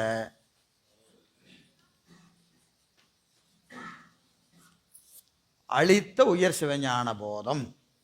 இப்போ அனுபவ ஞானத்திற்கும் சிவஞான போதம் தான் வாயில், ஆராய்ச்சிக்கும் சிவஞான போதம்தான் வாயில். முதல்ல ஆராய்ச்சியால் விளங்குகிற நூல் நமக்கு பக்குவம் வந்த காலத்து அது உபதேசமாய் விளங்கி அனுபவத்தை கொடுக்கும். எனவே அப்படிப்பட்ட இந்த நூலை நமக்கு வழங்கியவர் யாரு? பெண்ணை புனல் சூழ் வெண்ணை சுவேதனன், பொய் கண்டகன்ற மெய்கண்ட தேவன். அவனை யாரெல்லாம் தூடுவாங்க? பவ நனி வன் பகை கடந்த தவறடி.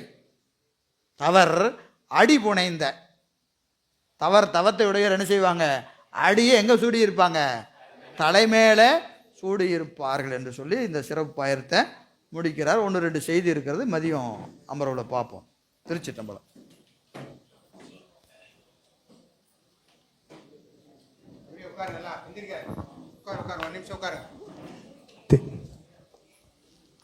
தென்னாடுடைய சிவனே போற்றி, எந்நாட்டவர்க்கும் இறைவா போற்றி. சிவஞான போதம் இது வரைக்கும் நிறையா தொகுப்பு நம்ம ஆரம்பிச்சிருக்கிறோம். ஆனால் இன்றைக்கி தான் அந்த முறையாக குருவை வணங்கி இந்த சிவஞான போதத்தை இன்றைக்கி ஆரம்பிச்சிருக்கிறோம். காலையிலேருந்து மதியம் வரைக்குமே பாயிரம். அது பெரிய சிறப்பு. நீங்களாம் ரொம்ப தவம் செஞ்சுருக்கிறீங்கன்னு நினைக்கிறோம். காலையிலேருந்து மதியம் வரைக்குமே பாயிரம் ஓடி இருக்குது. இன்னும் மங்கள வாழ்த்து இருக்குது. இதெல்லாம் முடி நம்ம நூற்பா போகிறதுக்கு இன்னும் 2 வகுப்பு தேவைப்படும் பொழுது 12 சூத்திரம் நமக்கு. அதனால் இன்றைக்கி குருவரும் திருவள்ளுவர் முன்னு நினை இன்றைக்கி ஐயா சிறப்பாக இன்றைக்கி ஆரம்பித்து நம்ம பல தொகுப்பு நடத்தியிருக்கிறோம். அதில் இன்றைக்கி அந்த குருவை நினைந்து இன்றைக்கி ஆரம்பிச்சிருக்கிறோம். அதனால் எல்லாருடைய அறிவிலும் இந்த சிவஞான போதம் எளிமையாக விளங்கும் என்று திருவருள் குருவும் நமக்கு உணர்த்துவாங்க அப்படின்றது ஒரு நம்பிக்கை. அது திருவருள் உணர்த்த நமக்கு நடக்கும். அது அப்புறம் இந்த சிவஞான போதம் நடத்துறதுக்கு நம்ம இன்னும் 2 மாதத்துக்கு முன்னாடியே நம்ம ஆரம்பிச்சிருக்கணும். நம்ம திருவருள் பயணி விரிவாக சிந்தித்ததுனால அது சிந்திக்கிறதுக்கு வாய்ப்பு இல்லாமல் போயிடுச்சு. இது சிவஞான போதத்தை ஆரம்பிக்காமல். அதனால் இந்த சிவஞான போதம் விரிவாக இது ஆரம்பமே விரிவாக இருக்குது. இன்னும் போக போக எல்லாம் விரிவாக தான் இருக்கும். அதனால் 8 நமக்கு சிலபஸ் பிரகாரம், ஆதின சிலபஸ் பிரகாரம் 8 வகுப்பு நமக்கு இந்த சிவஞான போதம். நம்ம 8 வகுப்பு நமக்கு பத்தாது. 16 வகுப்பு தேரும். 2 ஆண்டு சிவஞான போதம் நடத்தலாம் முழுமையாக. இருந்தாலும் நமக்கு கொடுத்துக்கிற இது 8 வகுப்பு. இந்த 8 வகுப்பில் நடத்துறதுக்கு வாய்ப்பு ரொம்ப குறைவு. அதனால் கூடுதல் வகுப்பு நம்ம வச்சாதான், ஒரு மாதத்துக்கு 2 வகுப்பு வச்சாதான் நம்ம இந்த சிவஞான போதம் 12 நூற்பாவும் விரிவாக சிந்திக்க முடியும். இந்த சிவஞான போதத்தை நல்லா சிந்திக்கணும். ஏன்னா இதுதான்